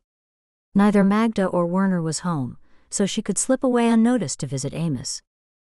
When she got closer to his house, she saw him bending down fixing a fence post close to the house. Jasper was by his side. Amos stood up when he saw her approach, and then he put Jasper behind the fence. She stopped the buggy and climbed out as he walked over. "Morning, Jeanie." "Hello, Amos. I wanted to have a word with you if I could." "Sure. Would you like to come inside? We could sit on the porch. It's such a nice day." He looked up at the morning sun making its way higher into the sky. "It's going to be a warm one." After he gave her a smile, they walked over to the porch. He sat on the far chair and she took the one closer. It hit her suddenly just how much she'd missed his company. "I hope you haven't had any more trouble with that ex-boyfriend of yours." "No, he's keeping well away. He knows the police are keeping an eye on him. They told me he got bail and he's awaiting trial. Although who knows how long that will be." "Good. I do worry about you." "You do?" When he nodded, she stared into his dark eyes, wondering if he missed her. "I do. Are you surprised?" She shrugged her shoulders. "A little, I guess. Things haven't been so good between us. I don't like to leave things the way they are. We haven't even discussed the farm and what will happen with it. I mean, it's yours to do with what you will." "I no longer see the farm as mine, Jeanie. I've been leaving things as is because I'm embarrassed by my actions. That's why I haven't been to see you." "You're embarrassed?" "I am. So are we, and I hate that things are so awkward." He shook his head and looked down. "At one time I cared so much about the farm because I thought I had to be strong for Werner and Magda. I was convinced Malachi wanted me to carry on and do what he would have done. Now I know that all he would have wanted was for me to be happy. Especially now that the baby's coming soon." He was now smiling at her. "Have you been well?" When she nodded, he said, "All Malachi would have wanted was for you to be happy and your child to have a home where he could be raised." "He? Or she?" Jeanie giggled. "I know you're right, and I wasted so much time and energy worrying about the future. I'm sorry, Jeanie. I was the one who caused you all that worry. I should have changed the contract to your name just like you said. My head was clouded, but now I see clearly. Anyway, the contract is now in your name and waiting for you to sign. I'll drive you there myself first thing Monday." He chuckled. "I'm convinced those lawyers think I'm crazy, what with all the changes I've instructed them to make, but I don't care." She rubbed her head and looked away from him. "Are you sure that's what you want?" "Jeanie, what I want is to marry you." She whipped her head around to look back at him. "After all of my deception? Don't be so hard on yourself. You were striving to help others, and you were right to tell me. I should have honored my word to Malachi right after he died because, well, I just should have." He shrugged. "Tell me, is there any hope for you and me?" This was the last thing she'd expected. "You mean you still want to?" "Yeah, I still want to marry you if you'll have me. One day, Werner will marry and he could take over the farm. Magda can stay there or live with us. Whatever you want, or wherever Magda wants to live. I can build on a gross daddy house here. She looked down and pushed her fingertips into either side of her forehead, making tiny circles. That's a lot to think about. I'm such a fool. Just answer me this. Jeanie looked up, right into his dark chocolate-colored eyes. What? Do you have feelings for me? I do. Why don't we marry, and then we can figure everything out from there? She could feel her face break into a smile. This talk had turned out better than she could have hoped. I do miss you. I missed our Saturdays together. Now her child would have a father and a happy home. Will you give it some thought? I will marry you, Amos. I don't need to give it any more thought. His eyebrows flew nearly to his hat. You will? Jeanie giggled. I felt so bad, sure that you thought me a dreadful person. Every day I was going over and over in my head how I could have, should have, done things differently. If you can overlook my faults, I'm happy to marry you. The corners of his lips tilted upward. Then you'll overlook my faults? I will. She was certain he didn't have many of those. He jumped to his feet and lifted her up and encircled his arms around her and held her tight. Careful, she said with a giggle, looking down at her baby bump. You won't be able to hold me too close for a while. She felt a warm sensation spread down her legs and looked down at the liquid on the porch. Oh. My water's broke. He gasped. Did I do that? No, with the baby's coming. Can you call Sandra Byler? Yeah, are you okay? I think so. Stay here. He ran to the barn. I'm not going anywhere, she said to herself as he disappeared behind the barn doors. She stood leaning on the porch rail, caressing her rounded belly and praying the birth would go all right. Nothing was as important as this baby coming into the world safely. It made her see that all those things she'd been worried about for the past months were nothing in comparison. A new life was coming, and she had to be a good mother and teach her child right from wrong. Looking up toward the barn, she saw Amos hurrying back. She's 20 minutes away. Good. What can I do? Nothing. I don't even have contractions yet. She was a little embarrassed about her water breaking in front of him, but that was something over which she'd had no control. Maybe it was a sign that she'd made the right choice when she'd accepted his proposal of marriage. Looks like you'll have the baby under my roof, under our roof. She smiled at him. It seems when you give up and give everything over to God, He works things out. He chuckled and stood beside her near the porch railing. Someone said to me once that it's only when we stop worrying that God works on our problems for us. When Jeanie felt a tightening of her abdomen, she touched the contraction with her hands. I can feel something happening. Please wait until she comes. I've delivered horses and calves, but I think humans would be different. Jeanie laughed. Yeah, those mothers wouldn't talk to you. I think you'll be safe if Sandra was only 20 minutes away. He put his arm around her shoulders. We've had a rocky start, you and I, but there's something about you that has always pulled me toward you. I feel it too. I enjoyed the time I've spent with you. I know we'll have a good life together. We need to be totally honest with each other. I agree, Jeanie said, glad they were of the same mind.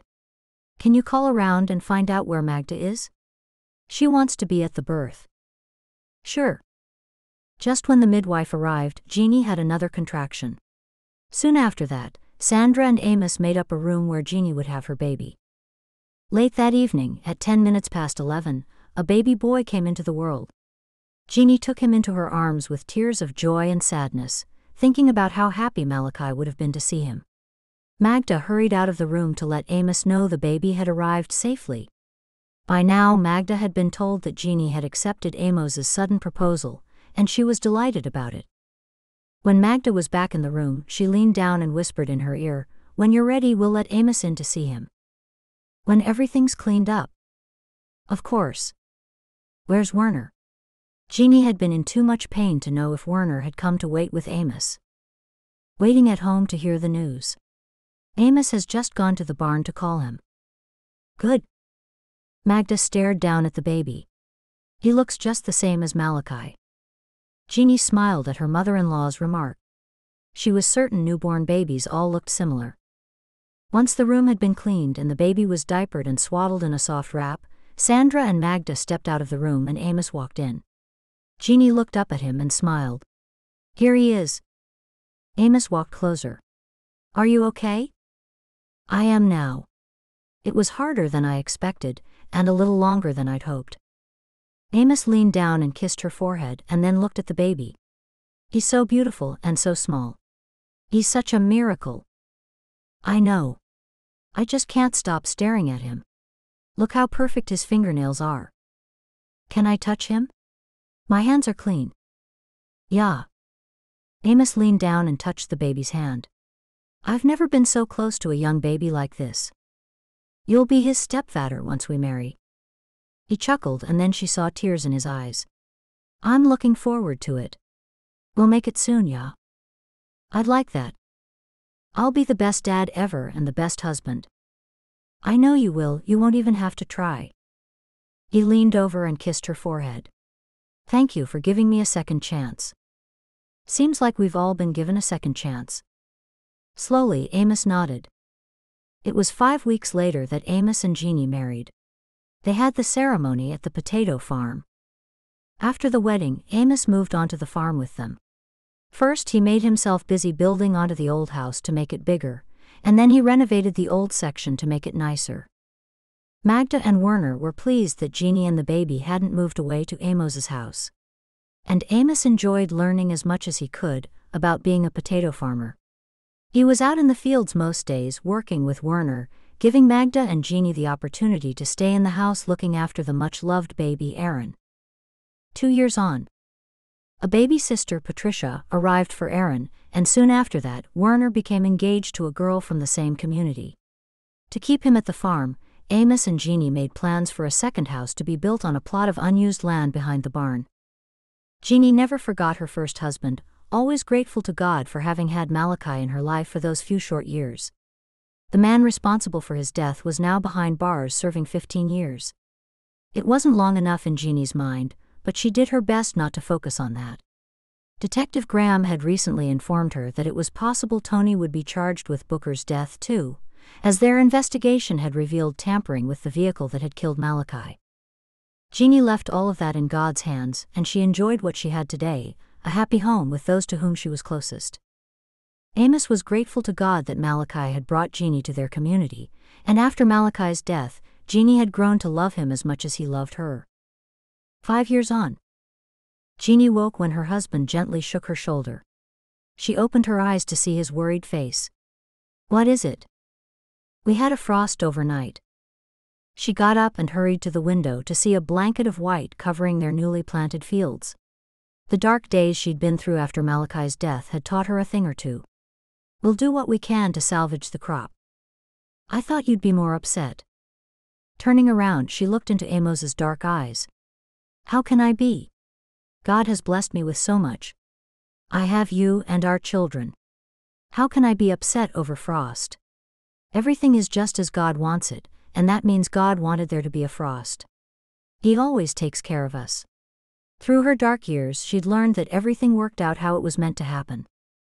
"I love you, Mrs. Troyer." Jeanie giggled as her husband picked her up and spun her in a circle. She had finally learned that struggling and worrying were pointless when God was in charge. Everything that happened was already in God's perfect and loving plan, so why was there a need to worry? They would do what they could, knowing He would always take care of them. Thank you for listening to The Amish Potato Farmer's Widow.